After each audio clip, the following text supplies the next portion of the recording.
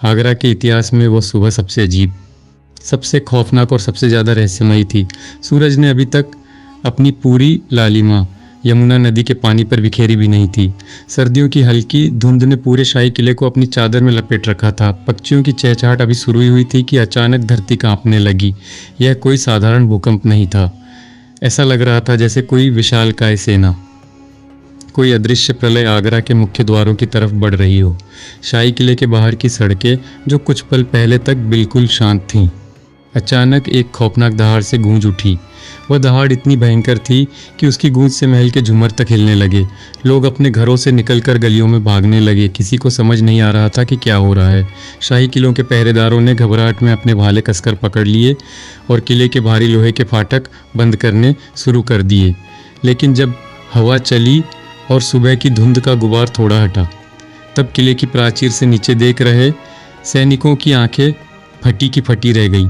उनके हाथों से हथियार छूटकर जमीन पर गिरने लगे। महल के ठीक सामने विशाल मैदान में पूरे 200 हाथी खड़े थे। ये कोई साधारण हाथी नहीं थे।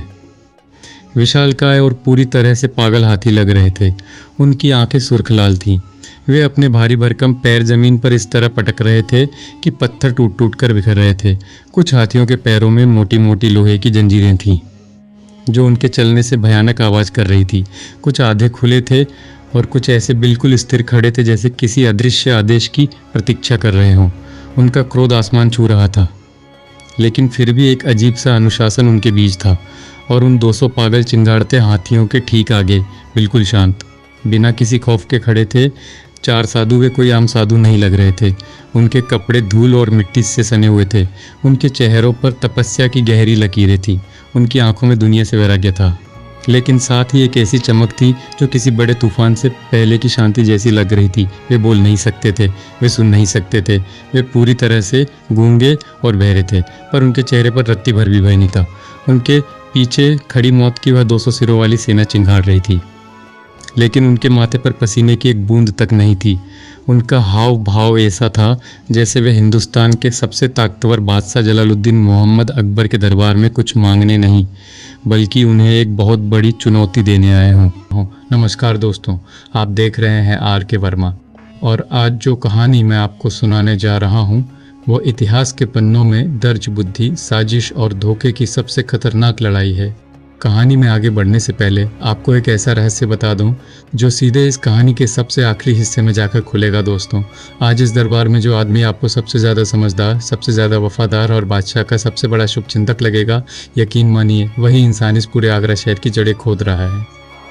जब इस कहानी के अंतिम मोड़ पर उस गद्दार का असली चेहरा बेनकाब होगा तो आपके पैरों तले ज़मीन खिसक जाएगी, यह मेरी गारंटी है। इसलिए अपनी नज़रें और कान इस कहानी पर पूरी तरह से गड़ाए रखिएगा। महल के मुख्य द्वार पर जब सैनिकों के सेनापति ने हिम्मत जुटाकर आगे बढ़ते हुए उन गूंगे साधुओं से पूछा कि वे कौन हैं और इस तरह मौत का सामान लेकर यहाँ क्यों आए हैं, तो सबसे बुजुर्ग साधु ने कोई जवाब नहीं दिया। उसने बस शांति से नीचे बैठकर अपनी उंगली से मिट्टी पर सिर्फ एक ही पंक्ति लिखी, ये 200 हाथी अब बीरबल के हैं। जैसे ही ये खबर किले के भीतर पहुंची, आगरा का शाही दरबार अपने पूरे वैभव के साथ सजा हुआ था। बादशाह अकबर अपने विशाल सिंहासन पर बैठे थे। उनके चेहरे पर साम्राज्य की चिंताएं थीं। उनके बाईं ओर राजकोष के मंत्री टोडरमल हिसाब किताब के पन्नों में उलझे थे। दाईं ओर सेनापति मान सिंह सीमाओं की सुरक्षा की खबर दे रहे थे। मुल्ला दो प्याजा अपनी हमेशा की आदत के अनुसार अपनी दाढ़ी पर हाथ फेरते हुए दरबारियों पर हल्का व्यंग्य कस रहे थे, और शाही गुप्तचरों का प्रधान मीर सादिक बहुत ही शांत भाव से एक कोने में खड़ा सब कुछ अपनी तेज नज़रों से देख रहा था। और बीरबल अपनी जगह पर बिल्कुल शांत खड़े थे। उनकी आंखें ज़मीन पर थीं, जैसे वे इस दरबार में होते हुए भी किसी और ही दुनिया में, किसी गहरी सोच में डूबे हों। तभी दरबार का भारी लकड़ी का दरवाज़ा खुला और एक सैनिक हाँफता हुआ, पसीने से लथपथ भीतर दौड़ा चला आया। वह इतना घबराया हुआ था कि उसे झुककर सलाम करने तक का होश नहीं रहा। जहाँ अपना अनर्थ हो गया, महल के मुख्य फाटक पर 200 जंगली और पागल हाथी खड़े हैं। हथभर झटके से अपने सिंहासन से उठ खड़े हुए, उनके चेहरे पर विस्मय और क्रोध एक साथ उभर आया। 200? क्या बकवास कर रहे हो? हमारी शाही सेना कहाँ है? जी हुजूर, सेना मुस्तैद है, पर हाथियों के साथ 4 गूंगे साधु हैं। वे बोलते नहीं, सुनते भी नहीं, पर उन्होंने मिट्टी पर लिखकर एक ऐसा पैगाम दिया है जिसने सबके होश उड़ा दिए हैं। क्या लिखा है? मान सिंह ने अपनी तलवार की मूठ पर हाथ रखते हुए गरज कर पूछा। सैनिक ने डरते हुए बीरबल की ओर देखा और फिर कांपती आवाज़ में बोला, हुजूर, उन्होंने लिखा है कि वे सारे हाथी बीरबल साहब के हैं। पूरे दरबार में एक पल के लिए शमशान जैसा सन्नाटा छा गया और फिर अगले ही पल मुल्ला दो प्याजा का जोरदार ठहाका गूंज उठा। इसके बाद कई और दरबारी हंस पड़े, कुछ दंग रह गए। कुछ ने इसे किसी पागल का मजाक समझा, लेकिन अकबर को इसमें कोई मजाक नजर नहीं आया। उन्होंने क्रोधित होकर बीरबल की ओर देखा। उनकी आंखें सवाल पूछ रही थी। सबको लगा कि बीरबल अभी तुरंत आगे बढ़ेंगे, हाथ जोड़ेंगे और इस बात को कोरा झूठ बताकर उन साधुओं को कारागार में डालने का आदेश मांगेंगे। पर बीरबल अपनी जगह से हिले तक नहीं। अकबर ने कड़कती आवाज में आदेश दिया, चलो हम खुद देखेंगे कि ये कौन सा तमाशा है। बादशाह अकबर, बीरबल, मान सिंह, टोडरमल, मुल्ला दो प्याजा और मीर सादिक सहित पूरा दरबार महल की प्राचीर पर पहुंचा। जो दृश्य उनके सामने था वो मानो किसी डरावने स्वप्न या किसी तांत्रिक की रहस्यमयी कथा से निकलकर हकीकत में बदल गया हो। दूर तक फैले उस विशाल मैदान में 200 हाथी खड़े थे। उनमें से कुछ काले थे, कुछ धूसर रंग के, कुछ के दांत इतने विशाल थे कि वे किसी इंसान के शरीर को एक झटके में चीर सकते थे। उनका भारी शरीर क्रोध से कांप रहा था, लेकिन उन 4 साधुओं के इशारे के बिना वे एक कदम भी आगे नहीं बढ़ा रहे थे। चारों साधुओं के रूप अलग थे, पर चारों में एक अजीब सी समानता थी। उनकी आंखें साधारण मनुष्यों जैसी नहीं थीं। उन आंखों में थकान थी, एक लंबी और कठिन यात्रा का दर्द था और साथ ही एक ऐसा छिपा हुआ संकल्प था जिसे कोई मौत भी नहीं तोड़ सकती थी। अकबर ने नीचे की ओर देखते हुए कड़कती आवाज़ में पूछा, कौन हो तुम लोग और हमारी सल्तनत के दरवाजे पर यह मौत का तमाशा क्यों लेकर आए हो? साधु सुन नहीं सकते थे, पर वे बादशाह के हाव भाव देखकर सवाल समझ गए। सबसे बुजुर्ग साधु ने धीरे से जमीन पर बैठकर मिट्टी पर अपनी उंगली से लिखा, ऋण चुकाने आए हैं। सैनिकों ने वो संदेश जोर से पढ़कर बादशाह को सुनाया। अकबर ने भौहें सिकोड़ लीं। कैसा ऋण? किसका ऋण? दूसरे साधु ने आगे बढ़कर अपनी उंगली से लिखा, उसका जिसने घने जंगल में बिना हमारा नाम पूछे, बिना हमारी जाति जाने हमें रोटी दी थी और हमारी जान बचाई थी। अकबर की नजर तुरंत झटके से बीरबल की ओर गई। पूरी प्राचीर पर खड़ा हर एक व्यक्ति अब बीरबल को घूर रहा था। बीरबल, अकबर ने गंभीर स्वर में पूछा, क्या तुम इन अजनबियों को जानते हो? बीरबल बहुत शांत कदमों से प्राचीर के बिल्कुल किनारे तक गए। उन्होंने नीचे खड़े उन चारों साधुओं को बहुत ध्यान से देखा। उनकी नज़रें एक एक करके चारों के चेहरों पर गई। फिर उनकी नज़र सबसे छोटे साधु के दाहिने हाथ की कलाई पर गई। वहाँ आग से जलने का एक बहुत ही पुराना गहरा निशान था। जैसे ही बीरबल ने वह निशान देखा, उनके दिमाग में बरसों पुरानी एक स्मृति जीवित हो उठी। बरसों पहले का वह दिन जब बीरबल भेष बदलकर प्रजा का असली हाल जानने के लिए एक दूर दराज के इलाके में गए हुए थे। रात का समय था और घना जंगल चारों तरफ से डरावनी आवाज़ों से गूंज रहा था। तभी बीरबल ने देखा था कि कुछ खूंखार लुटेरे 4 निहत्थे कमज़ोर साधुओं को घेर कर उन्हें जान से मारने की कोशिश कर रहे थे। वे साधु तब भी गूंगे और बहरे थे। वे दया की भीख भी नहीं मांग सकते थे। बीरबल ने बिना अपनी जान की परवाह किए अपनी तलवार निकाली और उन लुटेरों पर टूट पड़े थे। अकेले ही उन्होंने उन लुटेरों को वहां से खदेड़ दिया था। साधु बहुत भूखे थे और घायल थे। छोटे साधु का हाथ आग से जल गया था। बीरबल ने खुद अपने हाथों से उनके घावों पर जड़ी बूटियां लगाई थी, उन्हें अपना भोजन दिया था और पानी पिलाया था। सुबह जब बीरबल वहां से जाने लगे तो उन गूंगे साधुओं ने जमीन पर सिर्फ एक बात लिखी थी, समय आने पर हम लौटेंगे, यह ऋण हमारे ऊपर उधार रहा। बीरबल उस याद से बाहर आए। उनके चेहरे पर एक हल्की, बहुत ही रहस्यमयी मुस्कान आ गई। उन्होंने बादशाह की तरफ पलटकर धीरे से अपना सिर झुका दिया। आज अपना, बीरबल बोले, मैं इन्हें पहचानता हूँ। प्राचीर पर खड़े दरबारियों के बीच जैसे सांप सूंघ गया, सरसराहट दौड़ गई। मुल्ला दो प्याजा, जिन्हें बीरबल को नीचा दिखाने का कोई मौका छोड़ना पसंद नहीं था, व्यंग्य से हंसते हुए बोले, वाह, बहुत खूब। तो अब जंगली और गूंगे साधु भी बीरबल साहब के पुराने परिचित और रिश्तेदार निकले। जरा ध्यान रखिएगा जहांपना, कहीं ये लोग बीरबल को ऐसा ऋण न चुका दे कि कल को हमारे पूरे शाही दरबार को ही हाथी चराने पड़ जाए। नीचे मैदान में उस बूढ़े साधु ने मिट्टी पर एक और पंक्ति लिखी, ये 200 हाथी अब बीरबल की संपत्ति है। और ठीक उसके नीचे उसने एक और बहुत ही खौफनाक चेतावनी लिखी, तीसरे दिन का सूरज निकलने से पहले इन हाथियों को समझो, इनके भीतर छिपे राज को समझो, नहीं तो पूरा आगरा खून के आंसू रोएगा। सैनिक ने जब कांपती हुई आवाज़ में ये संदेश पढ़कर सुनाया तो अकबर का चेहरा गुस्से से लाल हो गया। ये क्या है? क्या ये आगरा के तख्त को धमकी दे रहे हैं? चारों साधुओं ने तुरंत अपने हाथ जोड़ लिए और एक साथ सिर हिलाकर संकेत दिया नहीं। फिर तीसरे साधु ने मिट्टी पर सिर्फ एक शब्द लिखा, चेतावनी। टोडरमल तुरंत आगे आए। उनके चेहरे पर गहरी चिंता थी। जहाँपनाह, मुझे ये मामला बिल्कुल ठीक नहीं लग रहा। हो सकता है यह कोई बहुत बड़ा षड्यंत्र हो। कोई भी आम इंसान इस तरह 200 पागल हाथियों को लेकर मजाक नहीं करता। इसके पीछे किसी दुश्मन देश की चाल हो सकती है। मान सिंह ने सहमति में सिर हिलाया। जी जहाँपनाह, और यदि ये हाथी सचमुच पागल हैं तो इन्हें महल के आसपास रखना भी खतरे से खाली नहीं होगा।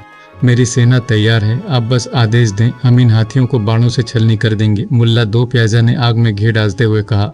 और सोचने वाली बात तो ये है हुजूर कि ये लोग ये मुसीबत सीधे बीरबल को ही क्यों दे रहे हैं। इसका मतलब साफ है, ये लोग बीरबल को फंसाने आए हैं, या फिर बीरबल खुद इस साजिश का हिस्सा है। अकबर ने सीधे बीरबल की आंखों में देखा। पूरा वातावरण स्तब्ध था। हवा जैसे रुक सी गई थी। हर कोई सुनना चाहता था कि जो बीरबल अपनी हाजिर जवाबी के लिए पूरी दुनिया में मशहूर है, वह आज इस भयानक स्थिति से खुद को कैसे निकालेगा। बीरबल ने कुछ क्षण के लिए नीचे खड़े साधुओं को देखा, फिर वे मुड़े और बहुत ही शांत स्वर में बोले, जहाँपनाह, मैं ये 200 हाथी स्वीकार करता हूँ। एक पल के लिए प्राचीर पे खड़ा कोई भी इंसान हिला तक नहीं। मान सिंह की तलवार म्यान में जाते जाते रुक गई। मुल्ला दो प्याजा का मुंह खुला का खुला रह गया। अकबर का चेहरा एकदम से बदल गया। उनकी आवाज़ में क्रोध और आश्चर्य दोनों थे। तुम्हें समझ भी आ रहा है कि तुम क्या कह रहे हो बीरबल? जी जहाँपनाह, 200 हाथी, जी जहाँपनाह, और ऊपर से पागल और जंगली। शायद अकबर का स्वर इतना ऊंचा हो गया कि नीचे खड़े सैनिक भी कांप गए। तुम्हें इस बात का अंदाज़ा नहीं है कि अगर इन हाथियों ने बेकाबू होकर शहर में घुसपैठ कर दी तो क्या तबाही मचेगी। बीरबल ने बिना घबराए बहुत ही शांत और गहरे भाव से कहा, जहाँपनाह, कभी कभी सबसे बड़ा खतरा उस चीज़ में नहीं होता जो हमारी आंखों के सामने साफ साफ दिख रही हो, बल्कि असली मौत और असली खतरा उस बात में होता है जो बहुत गहराई में छिपी हुई हो। ये 200 हाथी हमारी असली समस्या नहीं है। तो फिर समस्या क्या है? अकबर ने पूछा। ये हाथी किसी बहुत बड़ी, किसी छिपी हुई साजिश की चाबी है। जो भी हमें डराना चाहता है वह इन गूंगे साधुओं के जरिए हमसे कोई खेल खेल रहा है। मुल्ला दो प्याजा ने ताली बजाई। वाह बीरबल साहब, क्या गजब का उत्तर है। मतलब पहले तो अपनी गर्दन में फांसी का फंदा डाल लो और फिर कहो कि ये फंदा नहीं, रहस्यमयी चाबी है। हुजूर, ये आदमी आज पागल हो गया है। तोडरमल ने भी धीमे स्वर में कहा।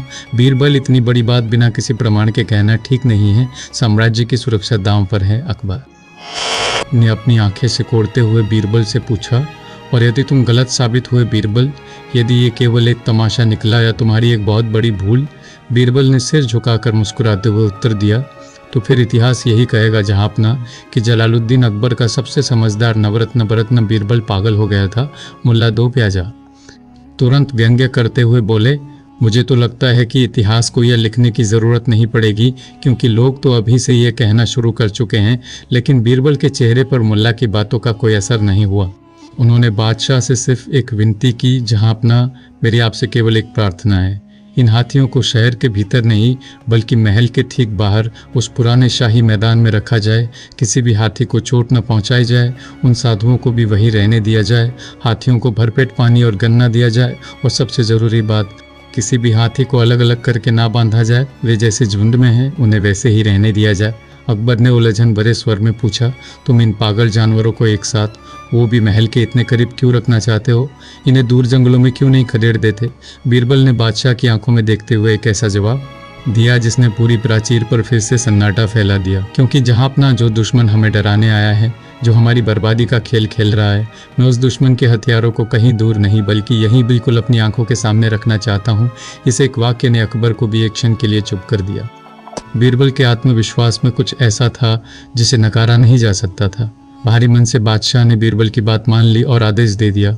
दोस्तों, अगर कहानी के इस मोड़ पर आपको भी दरबारियों की तरह लग रहा है कि बीरबल सच में पागल हो गए हैं और उन्होंने एक बहुत बड़ी मुसीबत मोल ले ली है, तो वीडियो को लाइक ज़रूर करें और कमेंट में मुझे बताएं कि आपका दिमाग क्या कहता है। क्या बीरबल वाकई किसी साजिश का शिकार हो गए हैं या वे खुद कोई बहुत बड़ा जाल बिछा रहे हैं? अपनी राय ज़रूर दें और हाँ, इस वीडियो को शेयर भी करें, क्योंकि आगे जो होने वाला है वह आपके रोंगटे खड़े कर देगा। चैनल को सब्सक्राइब नहीं किया है तो अभी कर लें।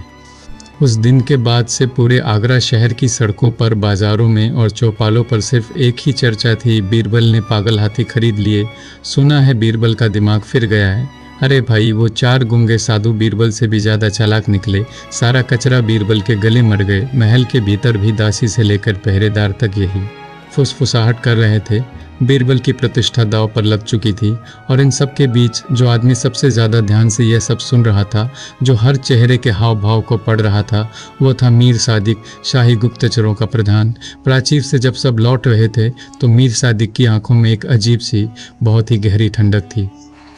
उसके होठों पर एक बहुत ही हल्की, लगभग न दिखने वाली मुस्कान थी। वह मुस्कान ऐसी थी जैसे उसे बिल्कुल यही चाहिए था कि पूरा महल, पूरा आगरा बीरबल को मूर्ख और पागल समझे। जैसे उसकी बिछाई हुई बिसात पर मोहरे बिल्कुल वैसे ही चल रहे थे जैसा वो चाहता था। लेकिन उसी रात जब पूरा महल सो रहा था, बीरबल अपने कक्ष में अकेले बैठे हुए थे। उनके सामने मेज पर एक खाली कागज़ रखा था और उनके हाथ में कलम थी। उनकी आंखों में नींद का नामो निशान नहीं था। वे बार बार उन चारों साधुओं के चेहरे, उनकी आंखों के भाव, उनकी लिखावट और उनके संकेतों को अपने दिमाग में दोहरा रहे थे। उन्होंने धीरे से खुद से कहा, तुम लोग इतने साल बाद लौटे हो, वो भी इस तरह। तुमने जंगल में अपनी जान दांव पर लगाकर मुझे संकेत दिया था। तुम हाथी लेकर नहीं आए हो, तुम कोई ऐसा छिपा हुआ सच लेकर आए हो जो आगरा की नींव हिलाने वाला है। बीरबल अभी ये सोच ही रहे थे कि तभी बाहर से हाथियों की एक साथ भयानक चिंगाड़ उठी। वह चिंगाड़ इतनी डरावनी थी कि महल के बाहर खड़े पहरेदारों के हाथों से मशालें गिर गई। बीरबल तुरंत अपनी जगह से उठ खड़े हुए। उसी समय एक सैनिक बदहवास दौड़ता हुआ उनके कक्ष के बाहर आया और जोर से दरवाज़ा पीटते हुए चिल्लाया, हुजूर, बीरबल साहब, गजब हो गया, जल्दी चलिए। बीरबल ने दरवाज़ा खोला। क्या हुआ हुजूर? उनमें से एक हाथी पागल हो गया है। वह बाकी हाथियों के बीच से निकला है और पुराने शाही मैदान में एक खास जगह पर अपने भारी पैरों और अपनी सूंड से ज़मीन खोद रहा है। वह किसी की नहीं सुन रहा। ऐसा लग रहा है जैसे वह ज़मीन के नीचे से कुछ निकालना चाहता है। बीरबल के चेहरे पर जो अब तक एक उलझन थी, वह अचानक पूरी तरह से गायब हो गई। उनकी आंखों में अब रत्ती भर भी घबराहट नहीं थी, बल्कि एक पक्का, बहुत ही खतरनाक विश्वास झलक रहा था। वक्त आ गया है, बीरबल ने बुदबुदाया और अपनी चादर ओढ़कर सीधे उस अंधेरे मैदान की तरफ दौड़ पड़े। रात का अंधेरा बहुत गहरा चुका था। शाही मैदान में सैकड़ों मशालें जल रही थीं। मशालों की लाल और पीली रोशनी में वो मैदान किसी भयंकर युद्ध भूमि जैसा लग रहा था। हवा में धूल उड़ रही थी। वहां पहुंचकर बीरबल ने जो देखा वह सचमुच हैरान कर देने वाला था। एक विशाल काला हाथी, जिसकी दाईं आंख के पास एक अजीब सा सफ़ेद निशान था, पूरी ताकत से अपनी सूंड और पैरों से मिट्टी खोद रहा था।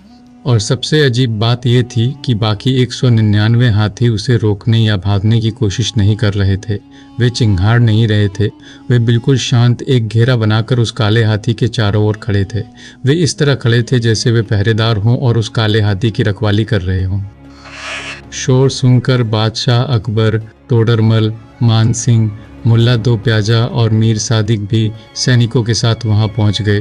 मुल्ला दो प्याजा ने जैसे ही यह नज़ारा देखा, वे ताने मारने से नहीं चुके।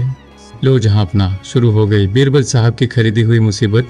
अब ये हाथी हमारे किले की ज़मीन खोद रहे हैं, कल को ये महल की दीवारें तोड़ेंगे। लेकिन मीर सादिक बहुत ध्यान से हाथियों की उस चाल को देख रहा था।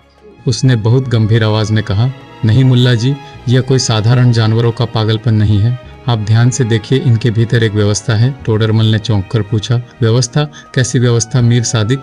मीर सादिक ने अपनी उंगली से इशारा करते हुए कहा, जी हुजूर, देखिए कोई भी हाथी इधर उधर भागकर तबाही नहीं मचा रहा। सब एक गोल घेरा बनाकर खड़े हैं। यह जंगलीपन नहीं है, ये एक बहुत ही कड़े प्रशिक्षण के बाद तैयार किए गए झुंड जैसा व्यवहार है। इन्हें किसी खास काम के लिए तैयार किया गया है। अकबर ने पहली बार मीर सादिक को इतनी सराहना भरी नज़र से देखा। बहुत अच्छा अवलोकन है मीर सादिक, तुम्हारी पारखी नज़र कमाल की है।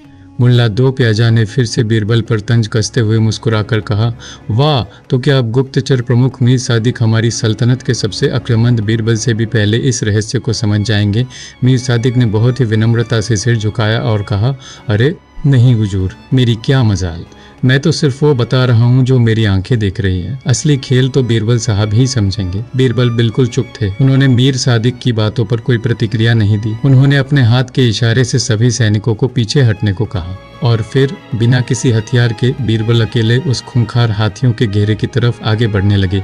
मत जाइए बीरबल, मान सिंह जोर से चिल्लाए, वो जानवर पागल है, वो आपको कुचल कर रख देगा। लेकिन बीरबल के कदम नहीं रुके। वे घेरे के बिल्कुल पास गए। उन्होंने उस काले हाथी की आंखों में देखा। हाथी ने भी पल भर के लिए खुदाई रोकी और बीरबल को देखा और फिर जैसे कोई मूक सहमति बनी हो, हाथी थोड़ा पीछे हट गया। बीरबल उस खोदी हुई जगह के पास घुटनों के बल बैठ गए। उन्होंने उस ताज़ा खोदी हुई मिट्टी में हाथ डाला, एक हथेली भर मिट्टी उठाई, उसे अपनी नाक के पास ले गए और बहुत गहराई से उसे सूंघा। अचानक बीरबल के चेहरे पर एक तेज चमक आई। उनके दिमाग के सारे तार जुड़ चुके थे, गुड़, कपूर और पुराने लोहे की गंध। बीरबल ने बहुत धीमे स्वर में बुदबुदाते हुए कहा। मीर सादिक, जो चुपचाप बीरबल के पीछे पीछे आ गया था, उसने यह सुन लिया। वो भी तुरंत घुटनों के बल बीरबल के पास बैठ गया।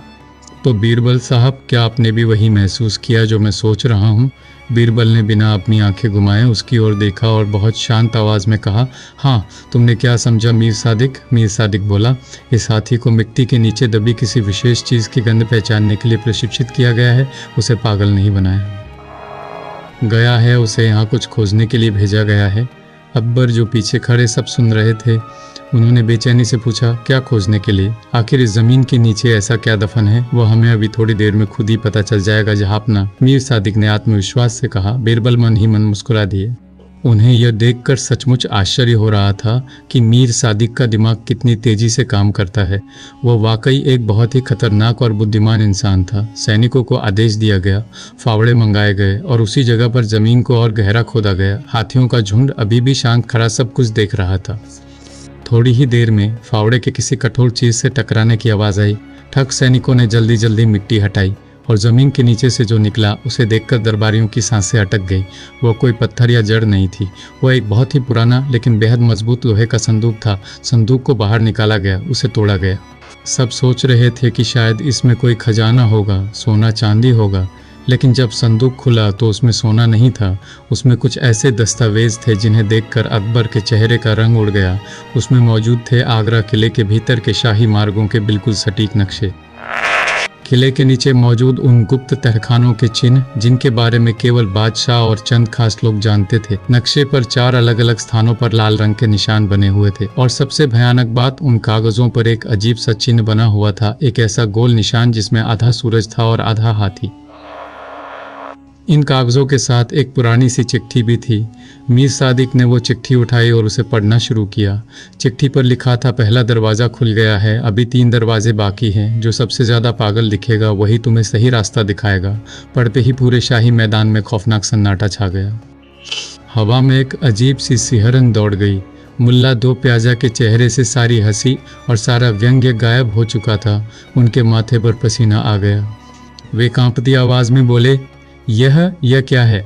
यह तो सचमुच किसी बहुत बड़े, किसी खौफनाक खेल का हिस्सा लगता है। किले के गुप्त नक्शे ज़मीन के नीचे कैसे पहुँचे?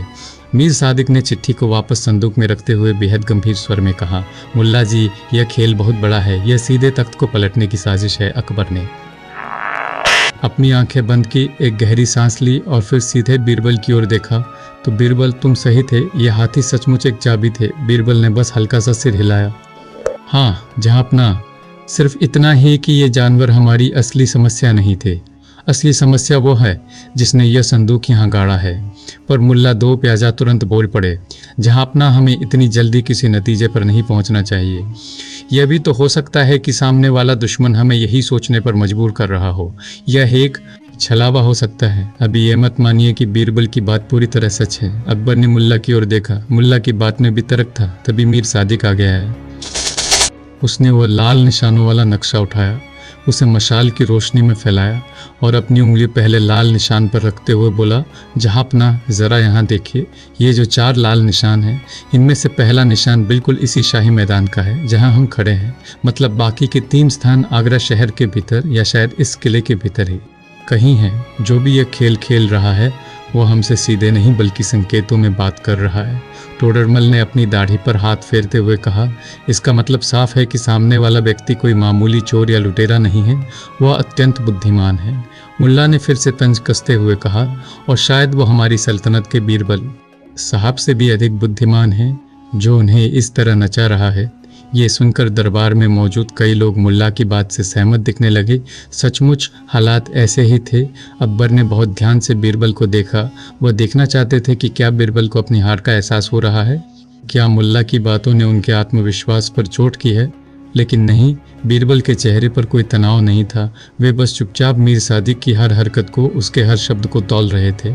मीर सादिक ने नक्शे को लपेटते हुए अब अपना दूसरा सुझाव बादशाह के सामने रखा। जहां अपना दुश्मन बहुत चालाक है, मेरी राय यह है कि इन 200 हाथियों को तुरंत 3 अलग अलग हिस्सों में बांट दिया जाए और शहर से दूर भेज दिया जाए, वरना जो कोई भी दूर बैठा इनका उपयोग कर रहा है वह इन्हें फिर किसी और लक्ष्य की तरफ मोड़ सकता है और तबाही मचा सकता है। यह सुझाव बिल्कुल सही और सुरक्षित लग रहा था। अकबर भी हामी भरने ही वाले थे कि अचानक बीरबल की कर्कदार आवाज़ गूंजी। नहीं, मीर सादिक ने अपनी भौहें उठाईं और हैरान होने का नाटक करते हुए पूछा, क्यों बीरबल साहब, क्या आप चाहते हैं कि ये हाथी महल पर हमला कर दें? क्योंकि बीरबल ने मीर सादिक की आंखों में सीधे झांकते हुए कहा, अगर इन हाथियों को अलग अलग किया गया तो हमारा दूसरा संकेत टूट जाएगा और हम अगले दरवाजे तक कभी नहीं पहुंच पाएंगे। मीर सादिक ने पूछा, आपको कैसे पता कि ये हाथी हमें दूसरा संकेत देंगे? बीरबल ने बिना पलक झपकाए उतनी ही शांति और गहराई से कहा, जिसने पहला संकेत समझ लिया वह दूसरे का अंदाज़ा भी लगा सकता है, और मुझे अंदाज़ा है। मीर सादिक मुस्कुराया। उसकी मुस्कान में एक चुनौती थी। या फिर आपका अंदाज़ा गलत भी हो सकता है बीरबल साहब, और अगर आप गलत हुए तो इसकी कीमत आगरा की मासूम आवाम को चुकानी पड़ेगी। बीरबल ने भी मुस्कुराते हुए जवाब दिया, अगर मेरा अंदाज़ा गलत होगा मीर सादिक, तो परिणाम भी सबके सामने आ जाएगा और उसकी सज़ा भुगतने के लिए मैं खुद यहाँ खड़ा हूँ। अब पूरा दरबार स्पष्ट रूप से 2 भागों में बंट चुका था। एक और वे लोग थे जिनमें अकबर भी शामिल थे, जिन्हें लग रहा था कि बीरबल की बुद्धि अब भी सब पर भारी पड़ेगी और वे इस जाल को काट देंगे। लेकिन दूसरी ओर मुल्ला 2 प्याजा और कई अन्य दरबारी थे, जिन्हें लग रहा था कि मीर सादिक की बात में अधिक समझदारी है और कोई अज्ञात दुश्मन बीरबल से ज्यादा तेज निकला है। बीरबल का अहंकार उन्हें डुबा रहा है। उसी समय किसी की नजरों से बचकर सबसे छोटे गूंगे साधु ने धीरे से अपना हाथ उठाया और बीरबल का ध्यान अपनी ओर खींचा। बीरबल ने कनखियों से उसे देखा। वह छोटा साधु चुपचाप जमीन पर झुका और बहुत तेजी से अपनी उंगली से मिट्टी पर 3 अलग अलग आकृतियां बनाने लगा। पहली आकृति एक हाथी की, दूसरी आकृति एक गहरे कुएं की और तीसरी आकृति बादशाह के मुकुट की। बीरबल ने जैसे ही उन आकृतियों को देखा, उनकी आंखें सिकुड़ गई, उनके दिमाग में बिजली सी दौड़ गई। उन्होंने बहुत ही धीमे स्वर में, जो केवल उनके आसपास खड़े लोग सुन सकें, कहा, तो अगला स्थान कोई और नहीं बल्कि पुराना शाही कुआं है। अकबर ने चौंक कर पूछा, क्या कहा तुमने बीरबल? तुमने क्या समझा? बीरबल मुड़े और बोले, जहां अपना हमारी इस पहेली का अगला दरवाज़ा महल के बाहर नहीं बल्कि ठीक महल के पीछे मौजूद पुराने शाही कुएं पर खुलेगा। मीर सादिक ने तेजी से वह नक्शा दोबारा खोला। उसकी उंगली दूसरे लाल निशान पर गई और सचमुच वह लाल निशान किले के पुराने शाही कुएं की जगह पर ही था। मीर सादिक क्षण भर के लिए चौंका, या कम से कम उसने चौंकने का बहुत अच्छा नाटक किया। उसने बीरबल की ओर देखते हुए कहा, अद्भुत बीरबल साहब, आपने बिल्कुल सही समझा, आपका दिमाग सचमुच बहुत तेज है। लेकिन मुल्ला 2 प्याजा ने धीरे से अकबर के कान में फुसफुसाते हुए कहा, जहां अपना गुस्ताखी माफ़ हो, पर मुझे यहाँ कुछ भी ठीक नहीं लग रहा है। यह कैसे संभव है कि बीरबल को बिना नक्शा देखे सब पता चल गया? या तो बीरबल सचमुच कोई जादूगर हैं, या फिर बीरबल और ये गूंगे साधु पहले से ही मिले हुए हैं और ये सारा नाटक खुद रच रहे हैं। बादशाह अकबर के मन में भी शक का एक बहुत ही जहरीला बीज पड़ गया। हालात ही कुछ ऐसे बन रहे थे। बीरबल का हर कदम रहस्यमय था। अकबर ने कठोर स्वर में बीरबल से पूछा, बीरबल, खुदा को हाजिर नाजिर जानकर सच सच कहो, क्या तुम और ये साधु पहले से कोई खतरनाक खेल खेल रहे हो? क्या तुम हमसे कुछ छिपा रहे हो? पूरे दरबार की सांसें रुक गई। बीरबल क्या जवाब देंगे? क्या वे सच बता देंगे? लेकिन बीरबल ने बिना घबराए बहुत ही शांत और रहस्यमय अंदाज में उत्तर दिया, जहां अपना, अगर मैं इस वक्त आपके सामने पूरा सच भी कह दूं तो यह आधा दरबार उसे मेरा झूठ ही मानेगा, मुझ पर कोई विश्वास नहीं करेगा। इसलिए अभी के लिए आप मुझे पागल ही समझिए, वही ठीक रहेगा। यह उत्तर सुनते ही लोग और बुरी तरह उलझ गए। कोई अपनी सफाई में ऐसा कैसे कह सकता है? मुल्ला 2 प्याजा तो जोर से हंस पड़े।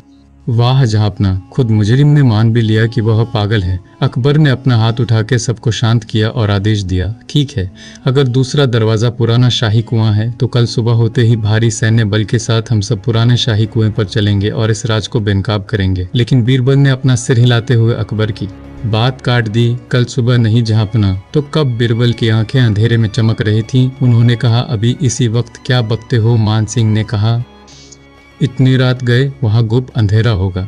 बीरबल ने मान सिंह की ओर देखे बिना कहा, क्योंकि जहांपना, जिसने यह संदूक गाड़कर पहला दरवाज़ा खोला है, वह इस वक्त आराम नहीं कर रहा होगा। वह दूसरा दरवाज़ा बंद करने के लिए निकल चुका होगा। अगर हम सुबह का इंतज़ार करेंगे तो हमें वहाँ सिवाय मौत के कुछ नहीं मिलेगा। मीर सादिक ने पहली बार बीरबल को इतनी देर तक और इतने गौर से देखा। उसकी आंखों के पीछे एक बहुत बड़ा द्वंद्व चल रहा था। वो ये समझने की कोशिश कर रहा था कि क्या बीरबल सच में इस पहेली में बुरी तरह उलझ चुके हैं या फिर बीरबल जानबूझकर सबको उलझा रहे हैं। कुछ ही पलों बाद बादशाह के आदेश पर सैकड़ों सैनिक अपने हाथों में जलती हुई मशालें और खींची हुई तलवारें लेकर उस खौफनाक अंधेरे में पुराने शाही कुएं की ओर चल पड़े। और किसी को ये नहीं पता था कि उस पुराने कुएं के नीचे मौत अपना जाल बिछाए उनका इंतजार कर रही थी। कहानी का असली खेल और सबसे बड़ा धोखा अब शुरू होने वाला था। आगरा किले के पीछे का वो हिस्सा हमेशा से ही एक खौफनाक सन्नाटे में डूबा रहता था। ये वो जगह थी जहां सूरज की रोशनी भी मुश्किल से पहुंचती थी और रात के समय तो यहाँ का अंधेरा जैसे किसी जीवित परछाई की तरह इंसानों को निगल जाने के लिए तैयार रहता था। इसी अंधेरे को चीरती हुई दर्जनों मशालें आगे बढ़ रही थी। बादशाह अकबर के कदमों की आवाज़ में एक अजीब सी बेचैनी थी। उनके साथ चल रहे सेनापति मान सिंह की मुट्ठी अपनी तलवार की मूठ पर इतनी कस गई थी कि उनकी उंगलियों के पोर सफ़ेद पड़ गए थे। टोडरमल के माथे पर पसीने की बूंदें चमक रही थी और मुल्ला दो प्याजा हर दूसरे कदम पर अपने कपड़े समेट रहे थे, जैसे उन्हें हर तरफ से किसी अदृश्य खतरे का आभास हो रहा हो। और इन सब के बीच दो लोग ऐसे थे जिनकी चाल में कोई घबराहट नहीं थी। एक थे बीरबल, जिनकी आंखें किसी भूखे चीते की तरह हर पत्थर, हर दीवार और हर साए को पढ़ रही थी। और दूसरे थे मीर सादिक, जो बिल्कुल खामोश थे, लेकिन उनकी तेज़ नज़रें बीरबल की हर हरकत पर गड़ी हुई थी। पुराना शाही कुआं किले की सबसे पुरानी और जर्जर इमारतों में से एक था। इसका पानी बरसों पहले सूख चुका था और अब यह सिर्फ एक गहरे अंधेरे गड्ढे के रूप में खड़ा था। कहा जाता था कि इस कुएं की गहराई में ऐसे कई गुप्त रास्ते हैं जो आगरा के नीचे से होते हुए मीलों दूर जंगलों तक जाते हैं। जब यह शाही काफिला कुएं के पास पहुंचा तो हवा एकदम से ठंडी हो गई, मशालों की लौ फड़फड़ाने लगी। लेकिन जो नज़ारा कुएं के ठीक पास देखने को मिला उसने सबके रोंगटे खड़े कर दिए। वहाँ उस पुराने कुएं की मुंडेर के पास हाथियों के उसी विशाल झुंड में से दो बहुत ही खूंखार हाथी खड़े थे। किसी को समझ नहीं आया कि वे दोनों हाथी मैदान से निकलकर यहाँ तक कैसे और कब पहुँच गए। उन दोनों ने अपने भारी पैरों से कुएं के आसपास की ज़मीन को इस तरह रौंद दिया था जैसे वे किसी चीज़ को कुचलना चाहते हों। उनकी सूंदें बिल्कुल उसी कुएं के मुहाने की तरफ उठी हुई थी। बीरबल वहीं रुक गए। उन्होंने अपना हाथ उठाकर सैनिकों को पीछे हटने का इशारा किया। वहीं बीरबल की आवाज़ में एक अजीब सी गूंज थी, वे दोनों हमें वही दिखा रहे हैं जो हमें देखना चाहिए। मीर सादिक बिना एक पल की देरी किए आगे बढ़ा। उसने एक सैनिक के हाथ से मशाल छीनी और कुएं की जर्जर मेहराब के पास चला गया। उसने कुएं के पत्थरों को बहुत ध्यान से देखा, उन पर अपना हाथ फेरा और फिर ज़मीन पर बिखरी हुई मिट्टी को अपनी उंगलियों से मसला। उसके चेहरे पर एक शातिर चमक आ गई। वह पलट कर बादशाह की ओर मुड़ा और बहुत ही सदे हुए स्वर में बोला, जहां अपना बीरबल साहब का अंदाज़ा बिल्कुल सटीक था, यहाँ हाल ही में किसी ने छेड़छाड़ की है। टोडरमल ने आगे आके पूछा, तुम्हें कैसे पता चला मीर सादिक? यह कुआं तो बरसों से ऐसा ही खंडहर पड़ा है, यहाँ तो सिर्फ धूल और मकड़ी के जाले हैं। मीर सादिक ने अपनी उंगली से एक बड़े पत्थर के किनारे की ओर इशारा करते हुए जवाब दिया, पत्थर पुराने हैं मोहतरम, लेकिन ध्यान से देखिए, इन पत्थरों के बीच जो मिट्टी फंसी है वो गीली और ताज़ा है। इसके अलावा यहाँ पत्थरों पर रगड़ के कुछ ऐसे निशान हैं जो ये साफ बताते हैं कि किसी भारी चीज़ को यहाँ से खिसकाया गया है और फिर वापस उसी जगह पर रख दिया गया है। किसी ने इस कुएं के नीचे जाने का रास्ता खोला था। मुल्ला दो प्याजा ने धीरे से अकबर के कान में फुसफुसाते हुए कहा, जहाँ अपना आप देख रहे हैं, अब तो मुझे ऐसा लगने लगा है कि मीर सादिक की नज़रें और अति बीरबल पर भारी पड़ रही हैं। बीरबल तो बस अंदाजे लगा रहे हैं, लेकिन मीर सादिक सबूत खोज रहे हैं। अकबर भी मीर सादिक की इस तेज तरार सूझबूझ से प्रभावित हुए बिना नहीं रह सके। उन्होंने एक पल के लिए मीर सादिक को शाबाशी भरी नज़रों से देखा और फिर सैनिकों को आदेश दिया, इन पत्थरों को हटाओ। अभी सैनिकों ने अपनी पूरी ताकत लगा दी। भारी भरकम पत्थरों को खिसकाते ही एक भयानक बदबू बाहर आई। सीलन, सड़े हुए पत्तों और पुरानी बंद हवा की गंध, और उन पत्थरों के ठीक नीचे कुएं की अंदरूनी दीवार से सटी हुई एक संकरी घुमावदार सीढ़ी दिखाई दी जो सीधे पाताल जैसे अंधेरे में जा रही थी। मान सिंह आगे आए और उन्होंने अपनी तलवार निकाल ली। ये तो किले के नीचे बनी पुरानी सुरंगों की तरफ जाने वाला रास्ता लगता है, जहाँ अपना नीचे जाना खतरे से खाली नहीं होगा। दुश्मन वहाँ घात लगाए बैठा हो सकता है। बीरबल ने एक सैनिक के हाथ से मशाल ली और बिना किसी झिझक के उन सीढ़ियों की तरफ कदम बढ़ा दिए। खतरा तो ऊपर भी मंडरा रहा है मान सिंह जी, बीरबल ने अंधेरे में सीढ़ियाँ उतरते हुए कहा। फ़र्क सिर्फ इतना है कि ऊपर का खतरा मुस्कुराते हुए चेहरों के पीछे छिपा है और नीचे का खतरा इस अंधेरे में। मुझे अंधेरे पर ज़्यादा भरोसा है। बीरबल की इस बात ने मान सिंह को खामोश कर दिया, लेकिन मीर सादिक की आंखों में एक तीखी चुभन पैदा कर दी। मैं भी आपके साथ चलता हूँ बीरबल साहब, मीर सादिक ने कहा और तुरंत बीरबल के पीछे सीढ़ियाँ उतरने लगा। अकबर ने भी नीचे जाने का फैसला किया। उनके साथ मान सिंह, टोडरमल, मुल्ला दो प्याजा और कुछ बेहद चुनिंदा सैनिक ही उस सुरंग में उतरे। जैसे जैसे वे नीचे जा रहे थे, सीढ़ियाँ और भी ज़्यादा संकरी और फिसलन भरी होती जा रही थी। दीवारों पर पुरानी ईंटें थीं जिन पर काई जमी हुई थी। कहीं कहीं मशाल की रोशनी पड़ने पर ज़मीन पर रेंगते हुए कीड़े और सांपों की सूखी केंचुलें चमक उठती थी। ऐसा लग रहा था मानो वे किसी विशालकाय अजगर के पेट के अंदर चल रहे हों। हवा इतनी कम थी कि सांस लेना भी भारी हो रहा था। काफ़ी गहराई तक उतरने के बाद रास्ता अचानक समतल हो गया। वे एक पुरानी सुरंग में थे। कुछ दूर आगे चलने पर वह सुरंग दो अलग अलग रास्तों में बंट गई। एक रास्ता बाईं ओर जाता था और दूसरा दाईं ओर। दोनों ही तरफ गुप अंधेरा था। सब लोग वहां रुक गए। अब किस तरफ जाना है? मीर सादिक आगे बढ़ा। उसने अपनी मशाल को दोनों रास्तों के मुहाने पर बारी बारी से रखा। उसने बहुत ध्यान से मशाल की लौ को देखा। बाईं ओर की सुरंग से हवा का हल्का झोंका आ रहा है। मीर सादिक ने पूरी गंभीरता से विश्लेषण करते हुए कहा, लौ उस तरफ से आने वाली हवा से कांप रही है। इसका मतलब है कि बाईं ओर का रास्ता बाहर शहर की तरफ या किसी खुली जगह पर खुलता है। अगर कोई मुजरिम या गद्दार कुछ छिपाना चाहेगा तो वह उस दिशा में नहीं जाएगा जहां से बाहर का रास्ता हो। वह उस दिशा में जाएगा जहां हवा बंद हो, जहां कोई आता जाता ना हो। जो कुछ भी है वह दाईं ओर की सुरंग में है। टोडरमल और मान सिंह ने सहमति में सिर हिलाया। मीर सादिक का तर्क पूरी तरह से वैज्ञानिक और बुद्धिमानी से भरा था। बीरबल ने बिना मीर सादिक की ओर देखे बहुत ही शांत स्वर में कहा, तुम्हारा तर्क बिल्कुल सही है मीर सादिक। अकबर ने मन ही मन सोचा, सचमुच मीर सादिक की अकल का कोई सानी नहीं। आज बीरबल को भी इस गुप्तचर प्रधान के आगे झुकना पड़ रहा है। लेकिन अगले ही पल कुछ ऐसा हुआ जिसने सबको चौंका दिया। बीरबल ने कहा कि मीर सादिक सही है, लेकिन उनके कदम दाईं तरफ जाने के बजाय मुड़कर सीधे बाईं तरफ वाली सुरंग की ओर बढ़ गए। मीर सादिक एकदम से चौंका। उसके माथे पर बल पड़ गए। यह आप क्या कर रहे हैं बीरबल साहब? आपने अभी खुद मेरी बात को सही ठहराया और अब आप बिल्कुल उल्टी दिशा में जा रहे हैं। बीरबल के कदम नहीं रुके। उन्होंने चलते हुए अपनी पीठ दिखाए बिना ही जवाब दिया, हाँ मीर सादिक, तुम्हारा तर्क बिल्कुल सही है। एक आम अक्लमंद इंसान बिल्कुल वही सोचेगा जो तुमने सोचा। और जो हमारा दुश्मन है, जिसने यह जाल बिछाया है, वह कोई मामूली इंसान नहीं है। वह एक बहुत ही तेज दिमाग वाला खिलाड़ी है। बीरबल अचानक रुके और पलटकर मीर सादिक की आंखों में देखते हुए बोले, जो खुद बुद्धिमान होता है वह हमेशा यही चाहता है कि उसका पीछा करने वाला भी बुद्धिमानी वाला ही अनुमान लगाए। उसने दाएं तरफ जाने के सबूत जानबूझकर छोड़े होंगे ताकि तुम जैसे अक्लमंद लोग उस अंधेरी सुरंग में भटकते रहें। जब दुश्मन बहुत चालाक हो तो उसे हराने का एक ही तरीका होता है, उसकी उम्मीद के बिल्कुल उलट काम करना। हमें मूर्ख बनना होगा ताकि हम उसकी चालाकी को पकड़ सकें। मीर सादिक की आंखों में एक पल के लिए ऐसी चमक आई जैसे किसी ने उसकी चोरी पकड़ ली हो, लेकिन उसने तुरंत अपने भावों पर काबू पा लिया। उसने होठ चबाते हुए कहा, बहुत खूब, तो आप मानते हैं कि सामने वाला खिलाड़ी बहुत चतुर है? बीरबल मुस्कुराए। उनकी मुस्कान में एक खौफनाक गहराई थी।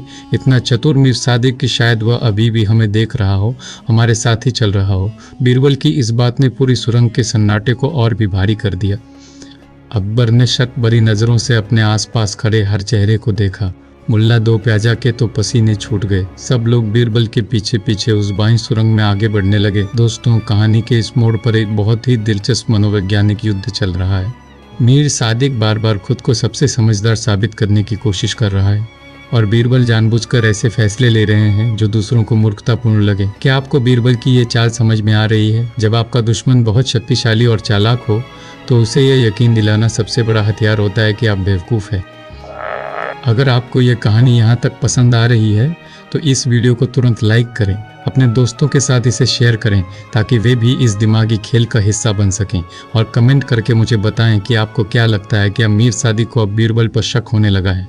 अपने जवाब ज़रूर लिखें और चैनल को सब्सक्राइब करना ना भूलें। चलिए कहानी में आगे बढ़ते हैं और देखते हैं कि उस अंधेरी सुरंग के आखिरी छोर पर क्या छिपा था। थोड़ी ही दूर चलने पर रास्ता अचानक चौड़ा हो गया। मशालों की रोशनी एक छोटी सी काल कोठरी जैसी जगह पर पड़ी। यहाँ दीवारों पर ईंटें नहीं बल्कि तराशे गए पत्थर थे। इस कक्ष में कोई खजाना नहीं था, कोई सोना चांदी या जवाहरात नहीं थे। लेकिन यहाँ जो कुछ रखा था वह किसी भी खजाने से कहीं ज़्यादा खतरनाक था। बीच में एक पुरानी लकड़ी की मेज़ रखी थी। उस मेज़ पर कुछ ऐसी चीज़ें रखी थीं जिन्हें देखकर बादशाह अकबर का खून खौल उठा। वहाँ रखी थी आगरा सल्तनत की शाही राजसी मुहर की हूबहू एक नकल, मोम से सील किए हुए 2 बंद पत्र, एक बहुत ही लंबी और गुप्त सूची जिस पर कुछ नाम लिखे थे, और एक छोटा सा लकड़ी का बना हुआ खिलौना हाथी।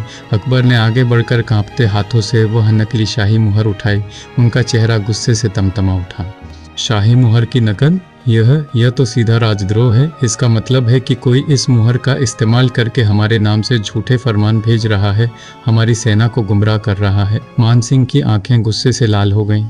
जहाँपना, बस मुझे एक बार उस गद्दार का नाम मिल जाए, मैं इसी पर उसका सिर धड़ से अलग कर दूंगा। मीर सादिक ने तुरंत मेज से पहला मुहरबंद पत्र उठाया। उसने सीज तोड़ी और पत्र को मशाल की रोशनी में पढ़ना शुरू किया।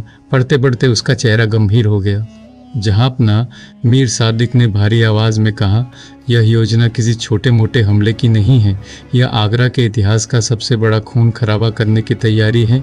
क्या लिखा है उसमें? टोडरमल ने घबरा कर पूछा। मीर सादिक ने पत्र पढ़कर सुनाया, तीसरे दिन की रात एक बहुत बड़ी दावत होगी। दूसरी घंटी बजने के बाद किले का पश्चिमी मार्ग खुला छोड़ दिया जाएगा। मुकुट को मिट्टी में मिलाने के लिए भारी भीड़ चाहिए। उस भीड़ को बेकाबू करने के लिए डर चाहिए, और वह डर पैदा करने के लिए वे पागल हाथी ही काफ़ी हैं। यह सुनते ही सबके पैरों तले से ज़मीन खिसक गई। टोडरमल हक्के बक्के रह गए। है ईश्वर, तो यह सब दरबार में और शहर में भगदड़ मचाने की एक बहुत बड़ी योजना है। दुश्मन उन हाथियों को शहर और महल के अंदर छोड़ना चाहता है। मुल्ला दो प्याजा, जिनकी टांगें अब सचमुच कांप रही थीं, बोले, और जब हाथियों के डर से पूरी सेना और पहरेदार अपनी जान बचाने के लिए भागेंगे, तब उसी भगदड़ का फ़ायदा उठाकर तख्त पर सीधा हमला किया जाएगा। हमें वो दावत फ़ौरन रद्द कर देनी चाहिए। बीरबल बिल्कुल खामोश थे। वे मीर सादिक के हाथ में मौजूद उस पहले पत्र की ओर नहीं, बल्कि मेज पर रखे उस दूसरे पत्र को बहुत ध्यान से देख रहे थे। वो दूसरा पत्र आधा जला हुआ था। ऐसा लग रहा था जैसे किसी ने उसे आखिरी मौके पर आग के हवाले कर दिया हो, लेकिन वह पूरी तरह से राख नहीं हो पाया था। बीरबल ने वह आधा जला हुआ कागज़ उठाया। उसके किनारे काले और राख से सने हुए थे। बीरबल ने अपनी आंखें सिकोड़ते हुए उस पर बचे हुए कुछ शब्दों को पढ़ने की कोशिश की। इस पर बहुत कम शब्द बचे हैं जहाँपना, बीरबल ने धीमे लेकिन एकदम स्पष्ट स्वर में पढ़ा। जिसे सब सबसे विश्वासी मानते हैं, वही भीतर का द्वार खोलेगा। आगरा किले के पीछे का वह हिस्सा हमेशा से ही एक खौफनाक सन्नाटे में डूबा रहता था। यह वह जगह थी जहाँ सूरज की रोशनी भी मुश्किल से पहुँचती थी, और रात के समय तो यहाँ का अंधेरा जैसे किसी जीवित परछाई की तरह इंसानों को निगल जाने के लिए तैयार रहता था। इसी अंधेरे को चीरती हुई दर्जनों मशालें आगे बढ़ रही थीं। बादशाह अकबर के कदमों की आवाज़ में एक अजीब सी बेचैनी थी।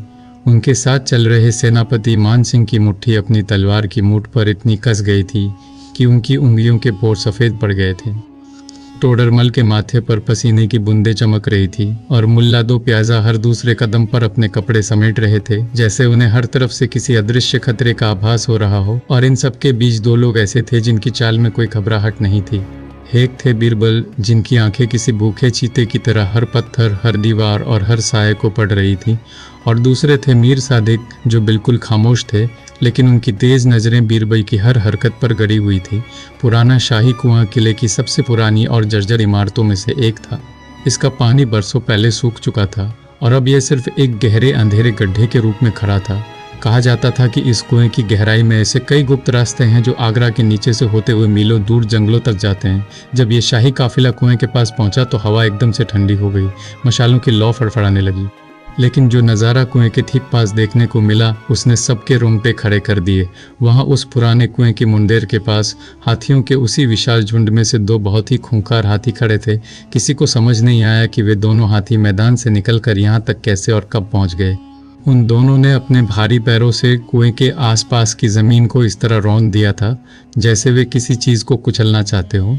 उनकी सूंडें बिल्कुल उसी कुएं के मुहाने की तरफ उठी हुई थी। बीरबल वहीं रुक गए। उन्होंने अपना हाथ उठाकर सैनिकों को पीछे हटने का इशारा किया। वहीं बीरबल की आवाज़ में एक अजीब सी गूंज थी, वे दोनों हमें वही दिखा रहे हैं जो हमें देखना चाहिए। मीर सादिक बिना एक पल की देरी किए आगे बढ़ा। उसने एक सैनिक के हाथ से मशाल छीनी और कुएं की जर्जर मेहराब के पास चला गया। उसने कुएं के पत्थरों को बहुत ध्यान से देखा, उन पर अपना हाथ फेरा और फिर ज़मीन पर बिखरी हुई मिट्टी को अपनी उंगलियों से मसला। उसके चेहरे पर एक शातिर चमक आ गई। इसका बाब में पैसा लगाई, बहार बाद हैं जिसके भी छोड़ी ज़रुआ है।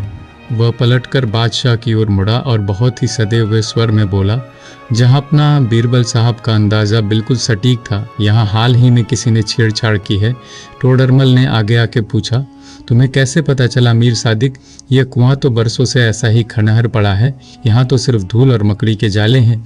मीर सादिक ने अपनी उंगली से एक बड़े पत्थर के किनारे की ओर इशारा करते हुए जवाब दिया, पत्थर पुराने हैं मोहतरम, लेकिन ध्यान से देखिए, इन पत्थरों के बीच जो मिट्टी फंसी है वो गीली और ताज़ा है। इसके अलावा यहाँ पत्थरों पर रगड़ के कुछ ऐसे निशान हैं जो ये साफ बताते हैं कि किसी भारी चीज़ को यहाँ से खिसकाया गया है और फिर वापस उसी जगह पर रख दिया गया है। किसी ने इस कुएं के नीचे जाने का रास्ता खोला था। मुल्ला दो प्याजा ने धीरे से अकबर के कान में फुसफुसाते हुए कहा, जहाँपनाह आप देख रहे हैं, अब तो मुझे ऐसा लगने लगा है कि मीर सादिक की नज़रें और अक्ल बीरबल पर भारी पड़ रही हैं। बीरबल तो बस अंदाजे लगा रहे हैं, लेकिन मीर सादिक सबूत खोज रहे हैं। अकबर भी मीर सादिक की इस तेज़ तर्रार सूझबूझ से प्रभावित हुए बिना नहीं रह सके। उन्होंने एक पल के लिए मीर सादिक को शाबाशी भरी नज़रों से देखा और फिर सैनिकों को आदेश दिया, इन पत्थरों को हटाओ। अभी सैनिकों ने अपनी पूरी ताकत लगा दी। भारी भरकम पत्थरों को खिसकाते ही एक भयानक बदबू बाहर आई। सीलन, सड़े हुए पत्तों और पुरानी बंद हवा की गंध, और उन पत्थरों के ठीक नीचे कुएं की अंदरूनी दीवार से सटी हुई एक संकरी घुमावदार सीढ़ी दिखाई दी जो सीधे पताल जैसे अंधेरे में जा रही थी। मान सिंह आगे आए और उन्होंने अपनी तलवार निकाल ली। ये तो किले के नीचे बनी पुरानी सुरंगों की तरफ जाने वाला रास्ता लगता है। जहाँ अपना नीचे जाना खतरे से खाली नहीं होगा, दुश्मन वहाँ घात लगाए बैठा हो सकता है।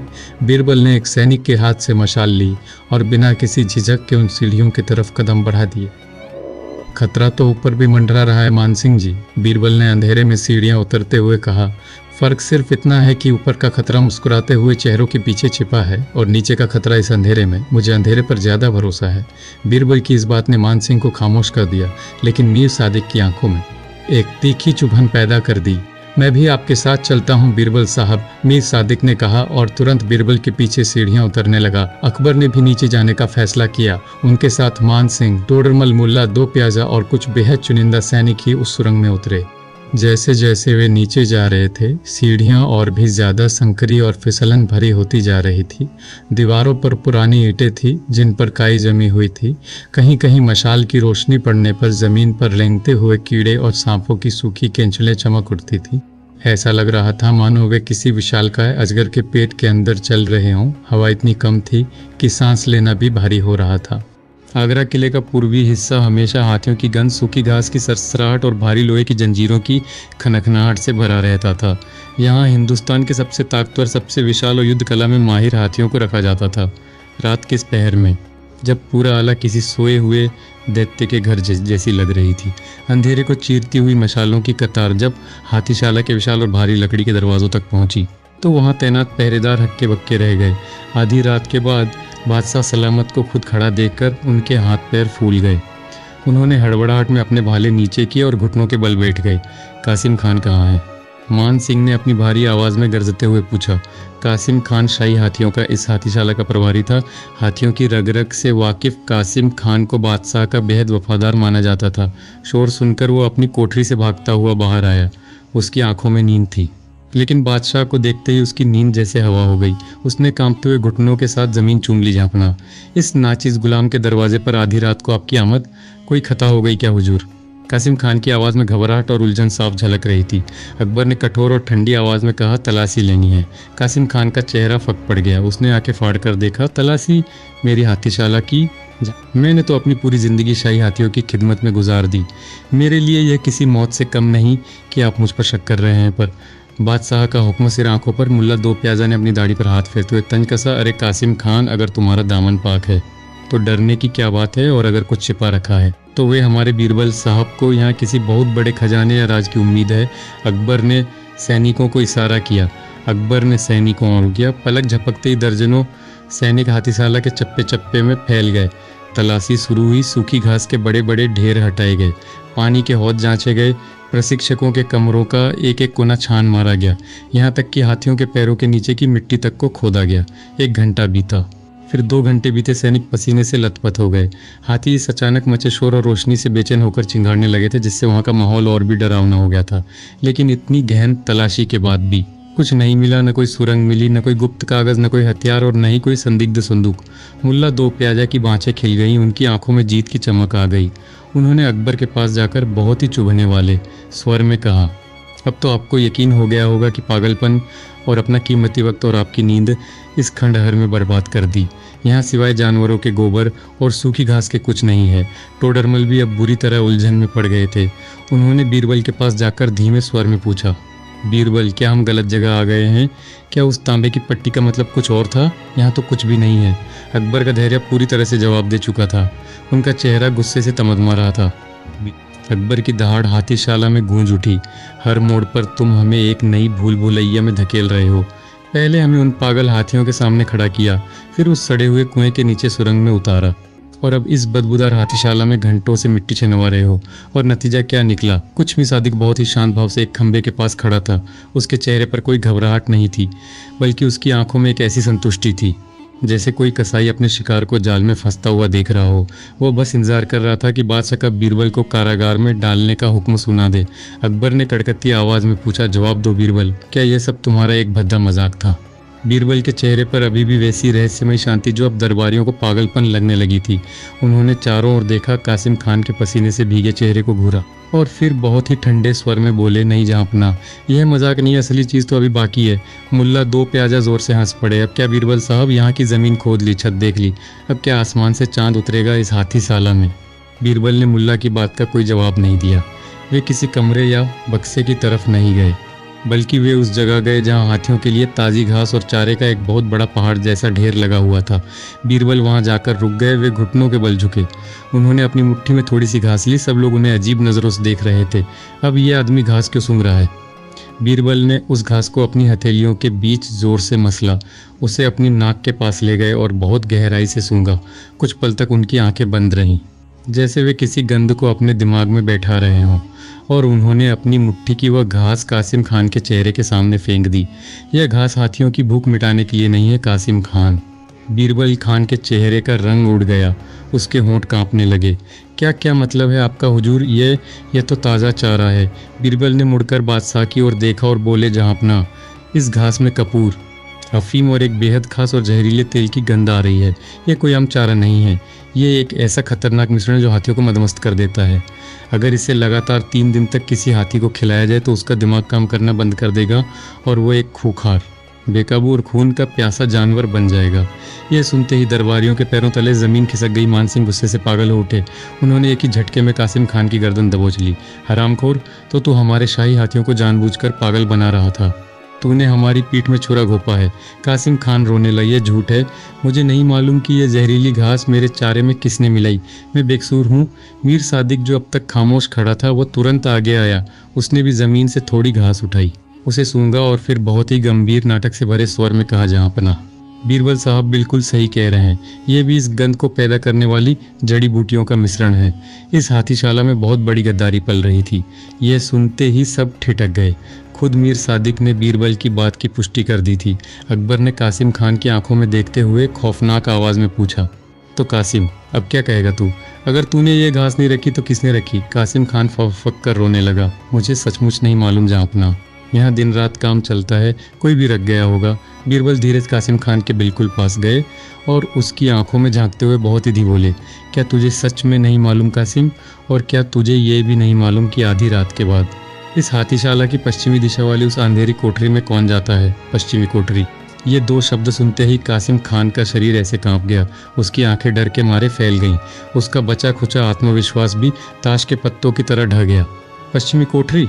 कासिम खान के मुंह से हकलाते हुए शब्द निकले। बीरबल ने उसे खुरते हुए, चलो हमें वो कोठरी दिखाओ अभी।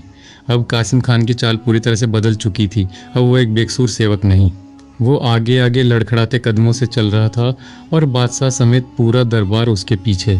पश्चिमी कोठरी हाथीशाला के बिल्कुल पीछे एक सुनसान और अंधेरे हिस्से में थी।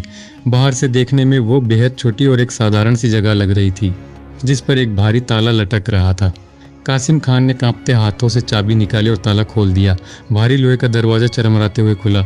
मशाल की रोशनी अंदर गई। कमरे के अंदर सिर्फ धूल, पुरानी टूटी हुई जंजीरें, कुछ लकड़ी के खूंटे और लोहे के जर्जर औजार पड़े थे। कमरे में पैर रखने की भी ठीक से जगह नहीं थी। मुल्ला दो प्याजा ने एक बार फिर लंबी सांस छोड़ते हुए कहा, लो यहाँ भी कबाड़ के सिवा कुछ नहीं है। मुझे तो लगता है कासिम खान बेवजह ही डर गया था, लेकिन बीरबल रुके नहीं। वे सीधे उस छोटी सी कोठरी के बिल्कुल बीचों बीच गए। उन्होंने वहाँ ज़मीन पड़ी धूल को अपने जूतों से हटाया और फिर अपने जूते की एड़ी से ज़मीन पर ज़ोर से ठोकर मारी। आवाज़ ठोस नहीं थी, आवाज़ खोखली थी। बीरबल ने से ये पत्थर और मिट्टी हटाओ।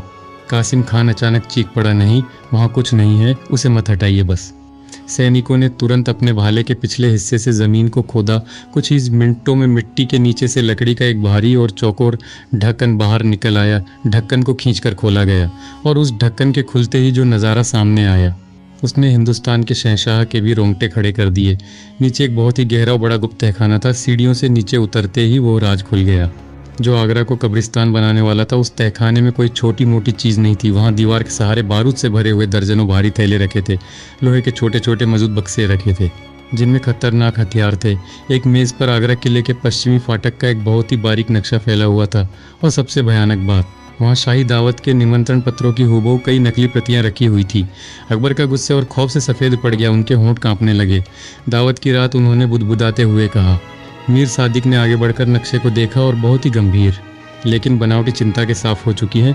जहाँ पनाह साजिश किले में बहुत बड़ी भीड़ होगी। ये गद्दार उसी रात उन पागल हाथियों को दावत वाली जगह पर छोड़ देता। भयंकर भगदड़ मचती, लोग एक दूसरे को कुचल कर भागते और उसी अफरा तफरी का फ़ायदा उठाकर और बाहर खड़ी दुश्मन की फौज किले के भीतर घुस आती। कासिम खान समझ गया था कि अब उसका खेल खत्म हो चुका है। वो पलटा और उसने अंधेरे में भागने की कोशिश की, लेकिन मान सिंह की फुर्ती किसी चीते से कम नहीं थी। उन्होंने कासिम खान को उंगली गर्दन से दबोचकर ज़मीन पर पटक दिया। मुल्ला दो प्याजा सन्न रह गए। उनका मुंह खुला का खुला रह गया। टोडरमल ने एक गहरी सांस ली और बहुत ही धीमी आवाज़ में कहा, बीरबल, तुम सचमुच सही लाते तो तीसरे दिन हम सब जिंदा नहीं बचते। पर दोस्तों, कहानी यहाँ ख़त्म नहीं हुई थी। असली तूफान तो अब आने वाला था। क्या आप भी कहानी के इस मोड़ पर बीरबल की बुद्धिमानी के कायल हो गए हैं? अगर हाँ, लेकिन रुकिए, अभी सबसे बड़ा राज खुलना बाकी है। वो गद्दार जो इन सब का मास्टरमाइंड है, वो अभी भी आज़ाद है। कमेंट में बताइए आपको क्या लगता है कि कासिम खान किसका नाम लेगा, और चैनल को सब्सक्राइब ज़रूर करें ताकि आप जान सकें कि बीरबल की अगली चाल क्या होगी। और उसकी साजिश भी बेनकाब हो गई थी, लेकिन जब उसे ज़मीन से उठाकर बादशाह के सामने खड़ा किया गया तो उसके चेहरे पर मौत का खौफ नहीं था, बल्कि उसके चेहरे पर एक बहुत ही अजीब, डरावनी और रहस्यमयी हंसी थी। ऐसा लग रहा था जैसे वो अब भी किसी ताकत पर भरोसा कर रहा हो जो उसे बचा लेगी। अकबर ने अपनी म्यान से आधी तलवार बाहर निकालते हुए दहाड़ कर पूछा, था कौन है तेरे साथ? इस पूरी साजिश के पीछे उस कमीने नाम क्या है जो मेरे ही महल में रहकर मेरे खिलाफ बारूद बिछा रहा है? कासिम खान ने बादशाह की आंखों में देखा और फिर से हंसने लगा। उसकी हंसी तहखाने की दीवारों से टकराकर एक भयानक गूंज पैदा कर रही थी। मुझे तो आपने पकड़ लिया जहाँपना, कासिम खान ने जहर भरे लहजे में कहा, पर आप उस आदमी तक कभी नहीं पहुँच पाओगे। क्यों, ऐसा कौन सा खुदा है वो? मान सिंह ने उसे झकझोरते हुए कहा। कासिम खान ने एक एक शब्द पर जोर देते हुए कहा, क्योंकि वो आदमी वहीं खड़ा है जहां आपका सबसे बड़ा विश्वास खड़ा है। वो कोई बाहर का इंसान नहीं है, वो आपके इस दरबार का सबसे अक्लमंद, सबसे समझदार और सबसे ताकतवर इंसान है। ये सुनते ही तहखाने में मौजूद हर दरबारी के चेहरे का रंग उड़ गया। अकबर ने झटके से अपने आसपास खड़े लोगों की तरफ देखा। मुल्ला दो प्याजा डर के मारे 2 कदम पीछे हट गए। टोडरमल के चेहरे पर उलझन आ गई। मान सिंह ने अपनी तलवार कसकर पकड़ ली, जैसे वे किसी पर भी हमला करने को तैयार हो। पर इन सब के बीच सिर्फ एक इंसान का चेहरा बिल्कुल शांत था, जैसे किसी ठहरे हुए तालाब का पानी। वह थे बीरबल। बीरबल ने बहुत ही धीरे से लेकिन पूरी दृढ़ता के साथ कहा है। अकबर ने चौंक कर बीरबल की तरफ देखा। कौन है वो बीरबल? नाम बताओ उसका। आज इसी तहखाने में उसकी कब्र खुदेगी। बीरबल ने अपनी जगह से एक कदम भी नहीं लाया। उनकी नज़रें बिल्कुल सीधी थी। उन्होंने कहा, जहाँ अपना वो इंसान जो इस पूरे किले में खुद को सबसे ज़्यादा वफादार और सबसे ज़्यादा बुद्धिमान साबित करना चाहता है, वे जो हमारी हर खोज में हमारे साथ चलकर हमें सही रास्ता दिखाने का नाटक कर रहा है, वही सबसे बड़ा गद्दार है। सबकी नज़रें बीरबल की आंखों का पीछा करने लगीं और बीरबल की नज़रें सीधे मीर सादिक पर टिक। मीर सादिक, बीरबल के मुंह से निकला यह नाम किसी धमाके से कम नहीं था। तहखाने में ऐसा सन्नाटा छा गया कि सांसों की आवाज़ भी गूंजने लगी। पर अगले ही पल यह सन्नाटा एक भयंकर शोर में बदल गया। कई दरबारी एक साथ बोल उठे, नहीं, यह असंभव है। वह तो शाही गुप्त का प्रधान है, वो तो सबसे वफादार है। बीरबल साहब अब हद पार कर रहे हैं। सिर्फ अपनी अक्ल साबित करने के लिए बीरबल हर समझदार इंसान को गद्दार बता देंगे क्या? मुल्ला दो प्याजा, जिन्हें अब मीर सादिक में अपना बचाव दिख रहा था, तुरंत बोल पड़े, जहाँपन है, कासिम खान ने अभी तक किसी का नाम नहीं लिया है और बीरबल ने बिना किसी से सबूत के हमारी सल्तनत के सबसे वफादार अफसर पर इतना बड़ा इल्ज़ाम लगा दिया। हो सकता है बीरबल साहब का दिमागी संतुलन सचमुच बिगड़ गया हो। मीर सादिक ने ही उन्हें कुएं के पास सही रास्ता दिखाया था। मीर सादिक ने ही घास सूंघकर बीरबल की बात की पुष्टि की थी। वो गद्दार कैसे हो सकता है? और यही मीर सादिक की सबसे बड़ी जीत थी। मीर सादिक आगे आया। उसके चेहरे पर ना गुस्सा था ना डर, बल्कि उसके चेहरे पर एक बहुत ही गहरा दुख और विनम्रता थी। उसने बादशाह सामने अपना सिर झुका दिया और भारी आवाज़ में बोला, बीरबल साहब हमारे सबसे बड़े मंत्री हैं। अगर मेरे किसी काम से या मेरी किसी खोज से उन्हें मुझ पर ज़रा भी शक हुआ है तो मैं अपनी सफाई में कुछ नहीं कहूँगा। मैं इसी वक्त अपने सारे हथियार आपके कदमों में रखता हूँ। आप चाहें तो मुझे जंजीरों में जकड़ लें, मेरे कक्ष की तलाशी लें, मेरी जानलेवा होगी, पर मैं आगरा से गद्दारी करने के बारे में सपने में भी नहीं सोच सकता। मीर सादिक का ये शांत, सदा हुआ और भावनात्मक जवाब सुनकर दरबारियों का दिल पसीज गया। सबका झुकाव अब मीर सादिक की तरफ हो गया था और इसी क्षण बीरबल सचमुच अकेले पड़ते हुए दिखाई दिए। पूरा दरबार अब उन्हें एक ईर्ष्यालु, भ्रमित और खतरनाक रूप से पागल इंसान समझने लगा था, जो अपनी हार बर्दाश्त नहीं कर पा रहा था। अकबर ने बीरबल की ओर गहरी निराशा से देखा। बीरबल, तुम्हारे पास इस आरोप का कोई प्रमाण है? एक भी सबूत? बीरबल ने कासिम खान को देखा, फिर मीर सादिक को। मेरे पास सिर झुकत कोई सबूत नहीं है जहाँपनाह। आप चाहें तो अभी मुझे मूर्ख मान लें, मुझे पागल करार दे दें, बस मुझे एक आखिरी रात दे दीजिए। अकबर ने कड़ी आवाज़ में पूछा, एक आखिरी रात? और अगर कल तक तुम इस बात का कोई ठोस प्रमाण नहीं दे पाए, अगर तुम गलत निकले, तो बेहद शांत लेकिन दृढ़ स्वर में ऐलान किया, तो कल सुबह होते ही मैं बीरबल स्वयं अपने इस पद से, अपनी सारी उपाधियों से और इस शाही दरबार से हमेशा के लिए हट जाऊंगा और जो भी सज़ा आप मुकर्रर करेंगे। वो हंसते ही पूरा दरबार सन्न रह गया। किसी को यकीन नहीं हुआ कि बीरबल ने इतना बड़ा दांव खेल दिया है। मीर सादिक ने पहली बार बीरबल की ओर देखते हुए एक बहुत ही हल्की, उसे लगा बीरबल पूरी तरह से फंस चुका है। उसका अहंकार ही उसका काल बन गया है। कल बीरबल का हमेशा के लिए पतन हो जाएगा। लेकिन मीर सादिक अपनी सारी अक्ल और चालाकी के बावजूद ये नहीं समझ पाया था कि बीरबल कोई हारने वाला दांव नहीं खेल रहे थे। वे तो उसी क्षण मीर सादिक की मौत के आखिरी बिसात बिछा चुके थे। उस रात आगरा के खामोशी छाई हुई थी, जैसी किसी बड़े तूफान के आने से ठीक पहले समंदर के ऊपर छा जाती है। आसमान में चांद बादलों के पीछे छिप गया था। इस भयानक साजिश को देखने से डर रहा हो। किले के ऊंचे बुर्जों पर जलने वाली मशालों की लौ तेज हवा से फड़फड़ा रही थी और उनकी परछाइयाँ दीवारों पर ऐसे नाच रही थी जैसे कोई अदृश्य आत्माएं मौत का जश्न मना रही हों। हाथीशाला के उस गुप्त अंधेरे तहखाने से लौटने के बाद किसी भी दरबारी की आंखों में नींद का नामो निशान नहीं था। महल के गलियारों में, दासियों के कक्ष से लेकर पहरेदारों की छावनी तक हर तरफ सिर्फ एक ही फुसफुसाहट गूंज रही थी। क्या तुमने सुना? बीरबल साहब ने अपना दिमागी संतुलन खो दिया। हाँ, उन्होंने बिना किसी सबूत के सीधे मीर सादिक जैसे वफादार गुप्तचर प्रधान पर गद्दारी का इल्ज़ाम लगा दिया। अहंकार इंसान की अकल खा जाता है। कल सुबह होते ही बीरबल साहब की सल्तनत खत्म हो जाएगी। उन्होंने खुद अपना पद छोड़ने की शर्त रख दी है। मुल्ला दो प्याजा अपने आलिशान कक्ष में मखमल के गद्दे पर बैठे हुए थे, लेकिन उनके माथे पर पसीना था। उनके होठों पर एक अजीब सी कुटिल मुस्कान थी, लेकिन दिल के किसी कोने में एक अनजाना सा खौफ भी था। उन्होंने अपने एक खास खादिम से कहा, मैंने तो बरसों पहले ही जहाँपनाह को चेताया था कि इस बीरबल को इतनी सिर आंखों पर मत बिठाइए। जब इंसान आसमान में उड़ने लगता है तो ज़मीन पर उसकी पकड़ छूट जाती है। आज बीरबल ने खुद अपने ही पैरों पर कुल्हाड़ी मार लिए। कासिम खान पकड़ा गया, बारूद मिल गया। फिर भी अपनी झूठी शान दिखाने के लिए बीरबल ने मीर सादिक पर उंगली उठा दी। कल का सूरज बीरबल की बर्बादी का गवाह बनेगा। टोडरमल अपने कमरे में बेचैनी से टहल रहे थे। उनका गणितज्ञ दिमाग इस पूरी पहेली को सुलझाने की कोशिश कर रहा था।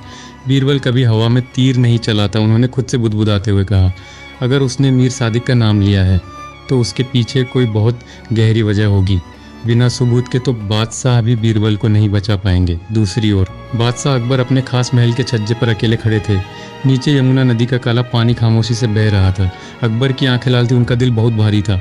एक तरफ उनका सबसे भरोसेमंद, सबसे अक्लमंद नवरत्न बीरबल था, जिसने आज तक कभी उन्हें निराश नहीं था, जिसकी वफादारी की कस्में पूरा दरबार खाता था। मीर सादिक ने आज हर कदम पर अपनी समझदारी साबित की थी। कासिम खान ने भी किसी का नाम नहीं लिया था, तो फिर बीरबल ने इतना बड़ा इल्ज़ाम क्यों लगाया? क्या सचमुच बीरबल का दिमाग अब थक चुका है? अकबर ने एक ठंडी सांस छोड़ते हुए सोचा, अगर कल सुबह बीरबल अपनी बात साबित नहीं कर पाया तो मुझे अपने ही हाथों से अपने सबसे अजीज दोस्त को इस दरबार से हमेशा के लिए निकालना पड़ेगा। बादशाह की आंखों में एक अदृश्य आंसू छलक आया और इन सब से दूर किले के दूसरे हिस्से में मीर सादिक अपने कमरे में था। उसके कमरे का दरवाजा अंदर से मजबूती से बंद था। मीर सादिक एक भारी लकड़ी की कुर्सी पर बैठा था और उसके चेहरे पर जीत का एक खौफनाक और शैतानी गुरूर नाच रहा था। वो अपनी जगह से उठा, कमरे के एक गुप्त कोने में गया। उस शीशी में एक गाढ़ा हरे रंग का तरल पदार्थ था। यह दुनिया का सबसे खतरनाक और बेअसर न होने वाला जहर था। मीर सादिक हंसा। उसकी हंसी में कोई आवाज़ नहीं थी, बस एक जहरीली गूंज थी। बीरबल, वो बेवकूफ़ बीरबल। मीर सादिक ने शीशी को मशाल की रोशनी में घुमाते हुए कहा, मैंने सोचा था कि तू मेरे इस खेल में मुझे परते खोलेगा, पर तू तो मेरे फेंके हुए टुकड़ों पर ऐसे दौड़ा जैसे कोई भूखा कुत्ता दौड़ता है। मैंने जानबूझकर कुएं के पत्थरों पर ताज़ी मिट्टी छोड़ी थी। मैंने जानबूझकर कासिम खान को ऐसा मोहरा बनाया था जिसे तू आसानी से पकड़ ले। मैं चाहता था कि तू खुद को अक्लमंद समझे और जल्दबाजी में कोई ऐसी गलती कर बैठे जिससे तेरी साख मिट्टी में मिल जाए। मीर सादिक ने वे जहर की शीशी अपनी मखमली पोशाक की गुप्त जेब में रख ली। कल दावत होगी और उस दावत में जो काम बारूद नहीं कर पाया कासिम खान तो सिर्फ एक दिखावा था। असल साजिश तो कल उस दावत के प्यालों में घुलेगी। और सबसे मज़ेदार बात तो यह है कि बीरबल को अब कोई नहीं सुनेगा, क्योंकि पूरा दरबार उसे पागल मान चुका है। लेकिन मीर सादिक अपनी इस जीत के घमंड में अंधा हो चुका था। वह ये भूल गया था कि जब कोई खिलाड़ी खुद को सबसे चतुर समझने लगता है तभी वो अपनी सबसे बड़ी गलती करता है। उसी वक्त किले के सबसे शांत और अंधेरे हिस्से में, जहां बीरबल का कक्ष था, कुछ ऐसा हो रहा था जो पूरे आगरा की तकदीर पलटने वाला था। बीरबल का कमरा अंदर से बंद था। कमरे में सिर्फ एक छोटा सा तेल का दिया जल रहा था, जिसकी पीली और कांपती हुई रोशनी बीरबल के चेहरे पर पड़ रही थी। बीरबल के चेहरे पर अब कोई उलझन, कोई पागलपन या कोई हार का भाव नहीं था। उनके चेहरे पर वही पुरानी जो हमेशा से उनकी पहचान रही है। तभी कमरे की खिड़की के पास एक हल्की सी खटखटाहट हुई। बीरबल ने बिना अपनी जगह से हिले कहा, रास्ते साफ हैं। खिड़की का भारी लकड़ी का पल्ला बिना कोई आवाज़ किए खुला और अंधेरे में चार परछाइयाँ एक एक करके कमरे के भीतर आ गईं। ये वे ही चार गूंगे और बहरे साधु थे जिन्होंने 200 पागल हाथियों के साथ सुबह किले के दरवाजे पर दस्तक दी थी। जिन साधुओं को पूरा दरबार रहस्यमयी, जंगली और शायद गद्दारों का साथी मान रहा था। वे अब बिल्कुल शांत और आदरपूर्ण भाव से बीरबल के सामने हाथ जोड़कर खड़े थे। बीरबल अपनी जगह से उठे। उन्होंने अपने हाथ से उन चारों को बैठने का इशारा किया। सबसे बुजुर्ग साधु ने अपनी झोली से एक छोटी सी खड़िया सफ़ेद पत्थर निकाली और कमरे के फर्श पर बहुत ही तेजी से एक वाक्य लिखा, क्या समय आ गया है। बीरबल के होठों पर एक गहरी और आत्मीय मुस्कान खिल गई। उन्होंने अपना हाथ बुजुर्ग साधु के कंधे पर रखा और कहा, हाँ मेरे दोस्त, समय आ गया है। जिस वक्त का तुम और मैं इतने बरसों से इंतज़ार कर रहे थे वह आ गया है। दोस्तों, यह इस पूरी कहानी का सबसे बड़ा और सबसे भावुक मोड़ है। जो बात पूरा दरबार नहीं जानता था, जो बात बादशाह अकबर नहीं जानते थे और जो बात वह चालाक मीर सादिक भी नहीं पकड़ पाया था, वो ये थी कि ये चारों साधु कोई अजनबी या दुश्मन नहीं थे। वे तो शुरू से ही बीरबल के सबसे वफादार और सच्चे साथी थे। सबसे छोटे साधु ने अपने दाहिने हाथ की आस्तीन ऊपर और अपनी कलाई पर बने उस आग के पुराने जलने के निशान पर उंगली रखी। उसकी आंखों में आंसू छलक आए। आपने हमें उस रात लुटेरों से बचाया था, आज हमारा कर्तव्य पूरा होने वाला है। बीरबल की आंखें भी भर आईं। उन्होंने ज़मीन पर बैठते हुए उन चारों से बात करनी शुरू की। अगर तुम लोग जंगल से निकलकर मेरे पास ना आते तो आगरा आज राख के ढेर में बदल चुका होता। तुमने जब दूर जंगल में मीर सादिक के आदमियों को, हाथियों को जहरीली घास खिलाते और उन्हें पागल बनाते हुए देखा तो तुम समझ गए कि कोई बहुत बड़ा अनर्थ होने वाला है। तुम बोल नहीं सकते थे, तुम सुन नहीं सकते थे, लेकिन तो आगरा के शाही गुप्तचर भी नहीं देख पाए। दूसरे साधु ने फर्श पर लिखा हुआ आदमी, मीर सादिक, वह बहुत चालाक है। क्या वह आप पर शक नहीं कर रहा? बीरबल की मुस्कान अब एक खतरनाक शतरंज के खिलाड़ी जैसी हो गई। वह शक क्यों करेगा? वो अब जश्न मना रहा है। वह यही समझ रहा है कि पूरा महल, पूरे दरबारी और यहाँ तक कि बादशाह सलामत भी अब मुझे पागल मान चुके हैं और ये मेरी सबसे बड़ी ताकत है। बीरबल ने फर्श पर पड़ी खड़िया उठाई और साधुओं को अपनी पूरी योजना समझाने लगे। सुनो, अगर मैं उस तहखाने में कासिम खान के सामने सीधे तौर पर कोई सबूत पेश कर भी देता तो मीर सादिक जैसा चालाक लोमड़ी कोई ना कोई बहाना बनाकर बच निकलता। वो कहता कि सबूत मैंने खुद गढ़े हैं। उसके पास हर बात का तर्क मौजूद है। एक चालाक गद्दार को सीधे आमने सामने की लड़ाई में कभी नहीं हराया जा सकता। तो फिर उसे कैसे हराया जाए? उसे उसके ही घमंड के जाल में फांस कर। गद्दार तभी गलती करता है जब उसे लगने लगता है कि सामने वाला इंसान हार मान चुका है। मैंने जानबूझकर हाथी स्वीकार, मैंने जानबूझकर कुएं के अंधेरे में अजीबोगरीब बातें की, मैंने जानबूझकर हाथीशाला की सूखी घास सूंघी। मैं चाहता था कि सब मुझे मूर्ख समझे। मैं चाहता था कि मीर सादिक यह मान ले कि मैं उसके हर बिछाए हुए जाल में फंस रहा हूँ। जब मैंने बिना सबूत के उस पर इल्ज़ाम लगाया तो वह पूरी तरह से निश्चिंत हो गया कि अब मैं ख़त्म हो चुका हूँ और अब वो बेखौफ होकर अपनी असली और आखिरी चाल चलेगा। साधुओं ने एक दूसरे को देखा। उनकी आंखों में बीरबल की इस अद्भुत बुद्धिमानी के लिए अपार सम्मान था। सबसे बुजुर्ग साधु ने लिखा, कल की दावत? हाँ, कल की दावत। मीर सादिक ने बारूद की साजिश सिर्फ हमारा भटकाने के लिए रची थी। उसका असली निशाना दावत है। वो दावत में कुछ ऐसा करने वाला है जिससे बिना किसी शोर शराबे के तख्त खाली हो जाए और हमें उसे वही करने देना है। बीरबल ने अपनी अलमारी खोली और उसमें से 4 अलग अलग शाही पोशाकें बाहर निकाली। तुम्हें कल साधुओं के रूप में नहीं रहना है। बीरबल ने वे पोशाकें उन्हें देते हुए कहा, मैंने तुम्हारे लिए भेष का इंतज़ाम मौजूद रहोगे, लेकिन कोई तुम्हें पहचान नहीं पाएगा। बीरबल ने बुजुर्ग साधु को एक पुरानी सी पगड़ी देते हुए कहा, तुम एक बुजुर्ग सेवक का भेष लोगे। दूसरे साधु को एक लंबा चोगा देते हुए कहा, तुम महल के दीपक और मशालें जलाने वाले सेवक बनोगी। तुम्हारी नज़र हर रोशनी और हर परछाई पर होगी। तीसरे साधु को कहा, तुम रसोई घर के सहायक बनोगे। तुम्हारी नज़र हर उस थाली पर होगी जो दावत खाने में जाएगी। और सबसे छोटे साधु की ओर देखकर बीरबल ने कहा, और तुम फर्श साफ करने वाले सेवक का रूप लोगे। तुम मीर सादिक के कदमों की आहट और उसके हाथों के हर इशारे पर नज़र रखोगे। वो बहुत ही शातिर है, वो कोई ना कोई संकेत जरूर देगा। चारों साधुओं ने एक साथ सिर झुकाकर इस योजना को स्वीकार किया। दोस्तों, क्या आपने कभी अपनी ज़िंदगी में किसी ताकतवर या घमंडी दुश्मन को हराने के लिए खुद को जानबूझकर कमज़ोर या बेवकूफ़ साबित किया है? कभी कभी सामने वाले को उसकी जीत ही दे देने उसे हराने का सबसे बड़ा हथियार होता है। अगर आपको बीरबल की यह मास्टरमाइंड चाल पसंद आ रही है तो इस वीडियो को अभी लाइक करें। इस कहानी के आखिरी और सबसे खौफनाक हिस्से की तरफ हम बढ़ रहे हैं। अगर आपने अभी तक हमारे चैनल को सब्सक्राइब नहीं किया है तो तुरंत कर लें, क्योंकि ऐसी दिमाग घुमा देने वाली कहानियाँ आपको और कहीं नहीं मिलेंगी। कमेंट करके बताइए कि आपको चारों साधुओं का यह राज कैसा लगा। रात ढल रही थी। किले के बाहर उन 200 हाथियों की चिंगाड़ अब बिल्कुल शांत हो चुकी थी, जैसे वे भी जानते हो कि अब उनका काम खत्म हो चुका, खेल शुरू होने वाला है। सुबह की पहली किरण के साथ ही पूरा आगरा एक अनजाने खौफ में जाग उठा। आज का दिन कोई आम दिन नहीं था। आज वह दिन था जब बीरबल या तो अपनी साख बचा लेंगे या फिर आगरा के इतिहास से उनका नाम हमेशा के लिए मिटा दिया जाएगा। बादशाह अकबर ने दावत रद्द करने का मन बना लिया था। उनके मन में कासिम खान की वो बातें गूंज रही थी।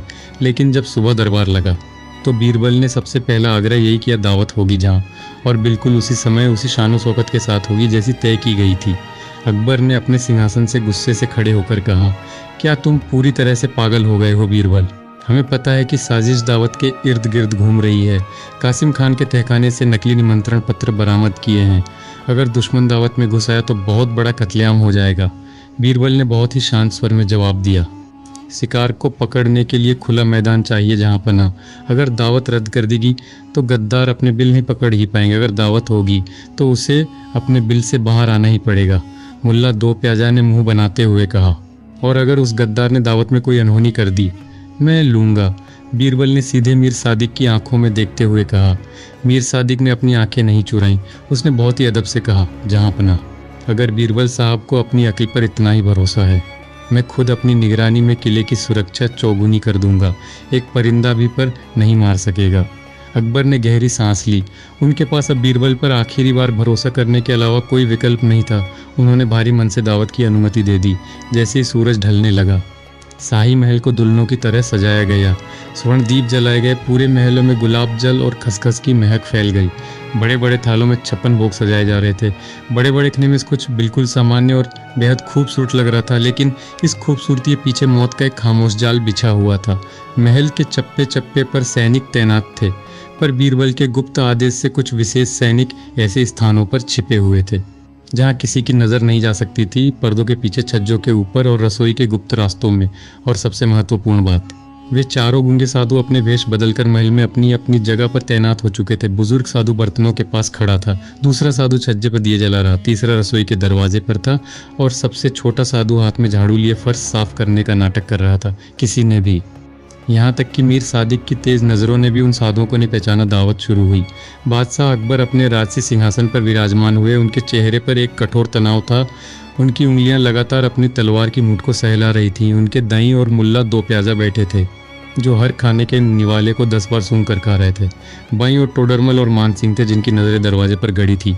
मीर सादिक बिल्कुल शांत, संयत और हमेशा की तरह विनम्र दिखाई दे रहा था।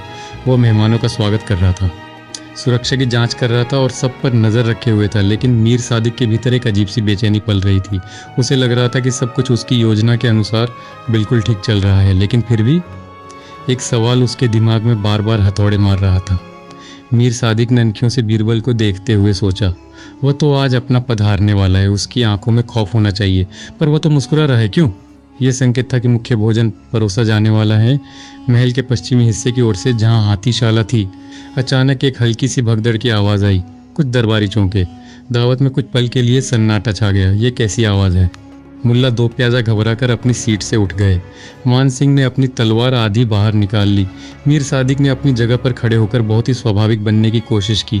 उसने ऊंची आवाज़ में कहा, घबराने की कोई बात नहीं है जहां अपना। लगता है हाथीशाला में कोई जानवर बेकाबू हो गया है।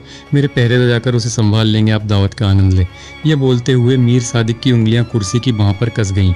उसने अपनी जेब में रखी उस जहर की शीशी को छुआ। वह मन ही मन बुदबुदाया। पश्चिमी मार्ग पर भगदड़ मच चुकी है, सबका ध्यान वहाँ है। दावत की दूसरी घंटी बजने ही वाली थी और ठीक उसी पल बीरबल अपनी जगह से खड़े हुए। उन्होंने पूरे दावत कक्ष में गूंजने वाली आवाज़ में एक ऐसा वाक्य कहा जिसने सबको अपनी जगह झुकाया और बोले, मुझे लगता है मैं सचमुच गलत था, मैं हार मान चुका हूँ। यह सुनते ही मुल्ला दो प्याजा के चेहरे पर एक गंदी सी खुशी छा गई। टोडरमल ने अपनी आंखें बंद कर लीं और मीर सादिक के मन से शक का वो आखिरी कांटा भी निकल गया। वह टूट गैल ने अपनी हार मान ली है। अब यही सही वक्त है अपना काम खत्म करने का। और तभी किसी की नज़रों में आए बिना अपने हाथ की एक उंगली से मेज़ के नीचे एक बहुत ही छोटा सा, बिल्कुल हल्का सा संकेत किया। यह संकेत रसोई की तरफ जाने वाले रास्ते के लिए था। मीर सादिक को लगा कि किसी ने यह संकेत नहीं देखा, लेकिन भूल गया था कि वह फर्श साफ करने वाला सेवक भी मौजूद था। सबसे छोटे साधु की तेज आंखें उस संकेत को हवा में ही पकड़ चुकी थीं। बस यही वो पल था जिसके लिए बीरबल ने अपने ऊपर पागल होने का कलंक लिया था। अब मीर सादिक अपने ही बिछाए हुए मौत के जाल में पैर रख चुका था और उसे बाहर निकालने वाला कोई नहीं था। दावत कक्ष में सन्नाटा था। मीर सादिक की उंगली का वह हल्का सा इशारा, जिसे उसने सोचा था कि किसी ने नहीं देखा, वह सीधे उस सबसे छोटे गूंगे साधु की तेज आंखों में कैद हो चुका था, जो फर्श साफ करने के भेस में वहीं मौजूद था। छज्जे पर दिए जलाने का नाटक कर रहे दूसरे साधु ने भी यह देख लिया था और उसने बहुत ही खामोशी से रसोई के दरवाजे पर खड़े तीसरे साधु को एक अदृश्य संकेत दे दिया। बीरबल की बिछाई हुई शतरंज की बिसात पर अब मीर सादिक का वजीर फंस चुका था। मीर सादिक ने एक गहरी सांस ली। उसने अपने चेहरे पर एक बहुत ही वफादार और चिंतित भाव लाया। वो अपनी कुर्सी से धीरे धीरे उठा और बादशाह अकबर के सामने झुकते हुए बहुत ही अदब से बोला, जहाँ अपना, बाहर पश्चिमी मार्ग पर जो भगदड़ मची है वह मुझे ठीक नहीं लग रही। मेरी जिम्मेदारी आपकी सुरक्षा है, गुस्ताखी माफ़ हो, पर मैं अभी जाकर बाहर की हलचल देख कर आता हूँ। अकबर ने हामी भरते हुए सिर हिलाया। जाओ मीर सादिक, सुरक्षा में कोई चूक नहीं होनी चाहिए। बीरबल अपनी जगह पर बैठे रहे। उन्होंने मीर सादिक की ओर देखा और एक बहुत ही हल्की रहस्यमयी मुस्कान के साथ कहा, जरूर जाइए मीर सादिक साहब, अपना काम मुकम्मल कर लीजिए। मीर सादिक ने बीरबल की इस बात को उसकी हताशा समझा। वह घमंड में चूर होकर दावत कक्ष से बाहर निकल गया। कक्ष से बाहर आते ही मीर सादिक के कदमों की चाल बदल गई। अब वह कोई चिंतित गुप्तचर प्रधान नहीं था, अब वह एक खुखार हत्यारा था। वह पश्चिमी मार्ग की ओर नहीं गया जहाँ भगदड़ मची थी। वह तेजी से मुड़ा और महल के उस संकरे और कम रोशनी वाले गलियारे की ओर बढ़ गया, जो सीधे राजभोजन कक्ष की पिछली तैयारी वाली जगह शाही रसोई तक जाता था। यही वो जगह थी जहाँ बादशाह सलामत और खास दरबारियों के लिए विशेष केसरिया शरबत तैयार करके चांदी के बड़े पात्रों में रखा गया था। मीर सादिक जानता था कि दूसरी घंटी बजने के बाद दावत का मुख्य खाना शुरू होने से ठीक पहले यह शरबत परोसा जाएगा। गलियारे में घुप्पा अंधेरा था। बाहर का शोर यहाँ बहुत धीमा आ रहा था। मीर सादिक ने अपनी मखमली पोशाक की गुप्त जेब में हाथ डाला और वह कांच की छोटी शीशी बाहर निकाल ली, जिसमें हरे रंग का वह खौफनाक जहर भरा हुआ था। उसकी आंखों में शैतानी चमक थी। वह चांदी के उस बड़े पात्र के बिल्कुल करीब पहुंच गया। उसने शीशी का ढक्कन खोला। जहर की एक तीखी गंध हवा में फैल गई।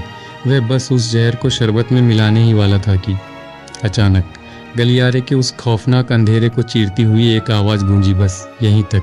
मीर सादिक के हाथ हवा में ही जम गए। उसके शरीर का सारा खून जैसे बर्फ बन गया।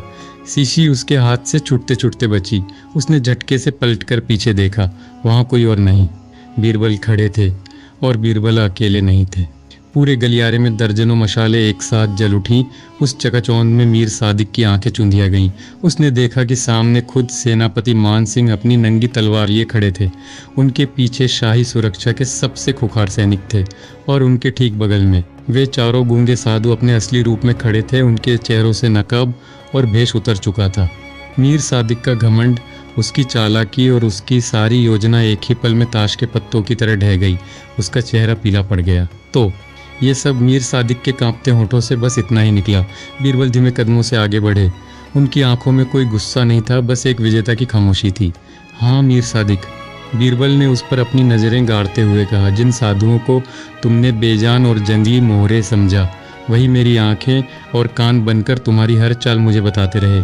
जो हाथी तुम्हें अवाम में खौफ और भगदड़ मचाने का हथियार लगे, उन्हीं हाथियों ने ज़मीन खोदकर तुम्हारे छिपे हुए तहखाने खोल दिए।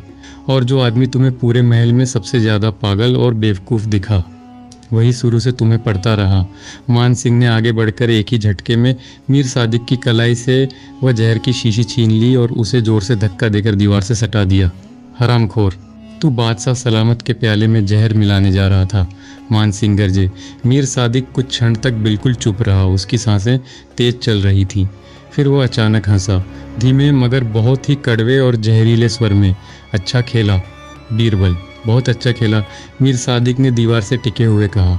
तुमने भी बहुत अच्छा खेला मीर सादिक, बीरबल बोले, लेकिन तुमने एक बहुत बड़ी भूल कर दी।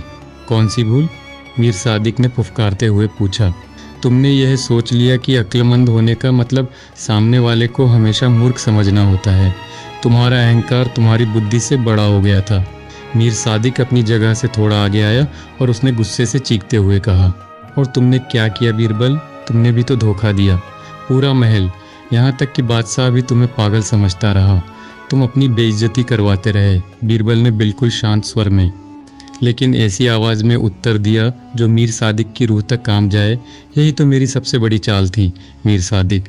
जब दुश्मन तुम्हारे हारने का जश्न मना रहा हो तो उसे मनाने दो, क्योंकि उसी जश्न के शोर में वह अपने पाँव के नीचे बिछती हुई मौत की आवाज़ नहीं सुन पाता। अब मीर सादिक के पास कहने को कुछ नहीं था। प्रमाण सामने था। वह रंगे हाथों पकड़ा गया था। उसी समय मान सिंह के इशारे पर सैनिकों ने मीर सादिक को भारी लोहे की जंजीरों में जकड़ लिया और उसे घसीटते हुए सीधे राजभोजन कक्ष, दावत कक्ष की ओर ले चले। जब मीर सादिक को जंजीरों में जकड़कर बादशाह अकबर के सामने दावत कक्ष में पेश किया गया तो वहां मौजूद हर इंसान के होश उड़ गए। अकबर अपने सिंहासन से झटके से खड़े हो गए। मुल्ला दो प्याजा के हाथ से खाने का निवाला छुटकर नीचे गिर पड़ा। टोडरमल अवाक रह गए। अकबर ने कड़कती हुई आवाज़ में पूछा, यह क्या तमाशा है मान सिंह? शाही गुप्तचर प्रधान को जंजीरों में क्यों जकड़ा है? मान सिंह ने वह जहर की शीशी बादशाह के सामने मेज पर रख दी, जहाँ अपना यह गद्दार बाहर भगदड़ देखने नहीं बल्कि आपके शरबत के प्याले में यह खौफनाक जहर मिलाने गया था। अगर बीरबल साहब ने ऐन वक्त पर इसे न पकड़ा होता तो आज इस महल में लाशें बिछ जाती। पूरे दरबार में जैसे बम फट गया। अकबर ने अविश्वास और भयंकर क्रोध से मीर सादिक की ओर देखा तो असली गद्दार, असली सांप तुम निकले मीर सादिक। क्यों? मैंने तुम्हें दौलत दी, रुतबा दिया, ताकत दी, फिर तुमने आगरा के साथ इतनी बड़ी गद्दारी क्यों की? मीर सादिक अब भी सिर झुकाए खड़ा था, लेकिन उसके चेहरे पर अब हार का कोई पछतावा नहीं था, बल्कि एक अजीब सा क्रोध और अनिच्छुक सम्मान था। उसने सिर उठाया और बादशाह की आंखों में देखते हुए कहा, हाँ जहाँपनाह, मैंने किया यह सब। और क्यों किया? क्योंकि मैंने बरसों तक आपके इस तख्त की वफादारी से सेवा की। लेकिन जब भी अक्ल, समझदारी और रुतबे की बात आती तो जहाँ मेरा नाम होना चाहिए था वहाँ हर बार इस बीरबल का नाम गूंजता था। मैं बीरबल से ज़्यादा चतुर हूँ। मैंने सोचा अगर इस पूरे हिंदुस्तान में सबसे बड़ी बुद्धि का ताज किसी के सिर पर सजना चाहिए तो वह बीरबल का नहीं, मेरा सिर होना चाहिए था। मैंने बीरबल को पागल साबित करके इस सल्तनत पर राज करने का ख्वाब देखा था। दरबार स्तब्ध था। एक इंसान का घमंड और ईर्ष्या कितनी बड़ी तबाही ला सकती थी, यह आज सबके सामने था। मुल्ला दो प्याजा हमारे शर्म के धीरे धीरे ज़मीन की तरफ देखने लगे। उन्होंने ही बीरबल को सबसे ज़्यादा ताने मारे थे। टोडरमल के चेहरे पर गहरा पछतावा था कि उन्होंने भी बीरबल पर शक किया। अकबर ने भारी मन से पूछा, और ये जो साजिश थी, कासिम खान, कुआं, हाथी, बारूद और ये चार गूंगे साधु, ये सब क्या? मीर सादिक ने उन चारों साधुओं की ओर देखा जो अब बीरबल के पीछे खड़े थे। पहली बार मीर सादिक की आंखों में वास्तविक झुंझलाहट और हार का दर्द था। ये 4 साधु ही मेरी हार की सबसे बड़ी वजह बने, जहाँ अपना मीर सादिक ने कहा। मैंने इन्हें एक कमज़ोर, गूंगा और बहरा भिखारी समझा था। मैंने सोचा इन्हें कोई नहीं गिनता, लेकिन इन चारों ने उस दूर जंगल में मेरी और कासिम खान की वो साजिश देख ली और ये हाथी लेकर सीधे बीरबल तक पहुंच गए। मैंने इन्हें कमज़ोर समझा और इसी कमज़ोरी ने मेरी कब्र खोद दी। अकबर ने आश्चर्य से बीरबल की ओर देखा तो बीरबल, ये चारों साधु तुम्हारे साथ पहले से मिले हुए थे, ये तुम्हारे आदमी हैं। बीरबल ने बहुत ही विनम्रता से बादशाह के सामने अपना सिर झुकाया। जी जहाँ अपना, लेकिन ये मेरे आदमी या नौकर नहीं हैं, ये तो अपना पुराना ऋण चुकाने आए थे। बरसों पहले मैंने जंगल में इनकी जान बचाई थी। ये बोल नहीं सकते थे, पर इनकी वफादारी ने आगरा को बचा लिया। मैंने जानबूझकर पूरी कहानी में खुद को पागल, जिद्दी और बेवकूफ़ दिखाया। मैंने आपकी डांट खाई, दरबारियों के ताने सुने, सिर्फ इसलिए ताकि मीर सादिक निश्चिंत हो जाए और अपनी आखिरी चाल चल दे। दरबार खामोशी से सब सुनता रहा। टोडरमल आगे आए और उन्होंने हाथ जोड़कर कहा, हम समझते रहे कि हर नए मोड़ पर मीर सादिक बीरबल से अधिक बुद्धिमान निकल रहा है। हम बीरबल को पागल समझने की भूल कर बैठे। अकबर ने टोडरमल की बात पूरी करते हुए बहुत ही गर्व से कहा, लेकिन सबसे बड़ा और असली बुद्धिमान तो अंत में हमारा बीरबल ही निकला। पूरा दरबार एक साथ सिर झुकाकर बीरबल के सम्मान में खड़ा हो गया। मुल्ला दो प्याजा ने भी बीरबल के आगे हाथ जोड़ लिए। अकबर अपने सिंहासन से नीचे उतरे और स्वयं चलकर बीरबल के पास आए। उन्होंने बीरबल के दोनों कंधे पकड़ लिए और गदगद कंठ से बोले, तुमने सिर्फ मेरी और इस सल्तनत की जान नहीं बचाई, तुमने आज पूरी दुनिया को यह साबित कर दिया है कि सच्चा उस्ताद और असली अक्लमंद वही होता है जो अपनी बुद्धि का ढिंढोरा नहीं पीटता, बल्कि ज़रूरत पड़ने पर खुद को मूर्ख साबित होने देता है। बीरबल ने हाथ जोड़कर बहुत ही मीठे स्वर में कहा, जहाँ अपना, कभी कभी युद्ध जीतने के लिए हमेशा सही और ताकतवर दिखना जरूरी नहीं होता, बस सही समय पर सही जगह होना जरूरी होता है। अकबर ने पूरे दरबार में ऐलान करते हुए कहा, आज से पूरा आगरा यह याद रखे, जो आदमी सबसे पहले खुद को विजेता घोषित करे, जो अपनी अकल का घमंड करे, वो अक्सर हार के सबसे करीब होता है, और जो चुपचाप अंधेरे में बैठकर सबको पढ़ता रहे, वही असली उस्ताद होता है। इसके बाद बादशाह अकबर ने मीर सादिक को उम्र कैद की सज़ा सुनाते हुए उसे काल कोठरी में डलवा दिया। फिर उन्होंने उन चारों गूंगे साधुओं को पूरे सम्मान के साथ आगे बुलाया। साधु झिझकते हुए आगे आए, वे बोल नहीं सकते थे, पर उनकी आंखों में खुशी के आंसू थे। अकबर ने कहा, तुम चारों ने वो किया है जो मेरी पूरी सेना भी नहीं कर सकती थी। तुमने एक साम्राज्य बचाया है। आज से तुम्हारे रहने की सबसे उत्तम व्यवस्था इस किले में होगी। तुम्हारे लिए एक भव्य आश्रम बनवाया जाएगा। सबसे छोटे साधु ने बीरबल की ओर देखा। उसने अपनी उंगली से फर्श पर पड़ी धूल में एक छोटी सी पंक्ति लिखी, ऋण पूरा हुआ। बीरबल मुस्कुराए। उन्होंने खुद नीचे बैठकर उस पंक्ति के आगे लिखा, नहीं, अब यह एक अटूट मित्रता है। चारों साधुओं की आंखें छलक उठी और उन्होंने बीरबल को गले से लगा लिया। उस रात आगरा ने खौफ का नहीं, बल्कि जीत और सच्ची मित्रता का जश्न मनाया। कहानी की सबसे बड़ी सीख दोस्तों, उस दिन आगरा ने 3 बहुत ही गहरी और खौफनाक बातें सीखी, जो आज की ज़िंदगी में भी उतनी ही सच हैं। पहली सीख, जो लोग इस दुनिया में सबसे कमज़ोर, गूंगे या असहाय दिखते हैं, कई बार वे ही हमारे सबसे बड़े रक्षक और सबसे सच्चे साथी निकलते हैं। किसी को कभी कमज़ोर समझने की भूल मत करना, जैसे मीर सादिक ने साधुओं को की। दूसरी सीख, जो व्यक्ति सबसे ज़्यादा शोर करे कि वह बुद्धिमान है, जो खुद को हर जगह सही साबित करना चाहे, वह अक्सर अपने ही घमंड और ईर्ष्या के जाल में फंसकर हारता है। तीसरी और सबसे बड़ी सीख, कई बार असली उस्ताद, असली मास्टरमाइंड वही होता है जिसे पूरी दुनिया कुछ समय के लिए पागल, बेवकूफ़ या हारा हुआ समझ रही होती है। खामोशी से अपनी चाल चलिए, आपकी जीत खुद शोर मचा देगी। तो दोस्तों, कैसी लगी आपको रहस्य, साजिश, बुद्धि और रोमांच से भरी यह रोंगटे खड़े कर देने वाली कहानी, 4 गूंगे साधु और 200 पागल हाथी। इस कहानी में आपने देखा कि कैसे शुरुआत में वे 4 गूंगे साधु रहस्यमयी और दुश्मन लगे, कैसे पूरा का पूरा दरबार और खुद बादशाह बीरबल को पागल समझने लगा था। एक से बढ़कर एक बुद्धिमान लोग सामने आते गए और हर मोड़ पर ऐसा लगा कि अब तो बीरबल का खेल खत्म हो गया। लेकिन आखिर में सबसे बड़ा उस्ताद बीरबल ही निकला, और जिन साधुओं पर सबसे ज़्यादा शक था, वे ही बीरबल के सबसे सच्चे साथी निकले। अगर आपको बीरबल की यह मास्टरमाइंड चाल पसंद आई हो और इस कहानी ने आपका दिमाग घुमा दिया हो, तो इस वीडियो को तुरंत लाइक करें अपने दोस्तों और परिवार के साथ इसे शेयर करें ताकि वे भी इस दिमागी खेल का आनंद ले सकें। और हाँ, कमेंट में मुझे ज़रूर बताइए आपको कहानी के किस मोड़ पर या किस हिस्से में सबसे पहले ये एहसास हुआ कि बीरबल पागल नहीं है, बल्कि वे सबको अपने बिछाए हुए जाल में फंसा रहे हैं। अगर आपने अभी तक हमारे चैनल आर के वर्मा को सब्सक्राइब नहीं किया है तो इंतज़ार किस बात का। अभी लाल बटन दबाकर सब्सक्राइब करें और बेल आइकन घंटी को ज़रूर दबाएं। फिर मिलेंगे एक और नई, अनोखी और दिमाग घुमा देने वाली कहानी के साथ। तब तक के लिए अपना ख्याल रखें। धन्यवाद।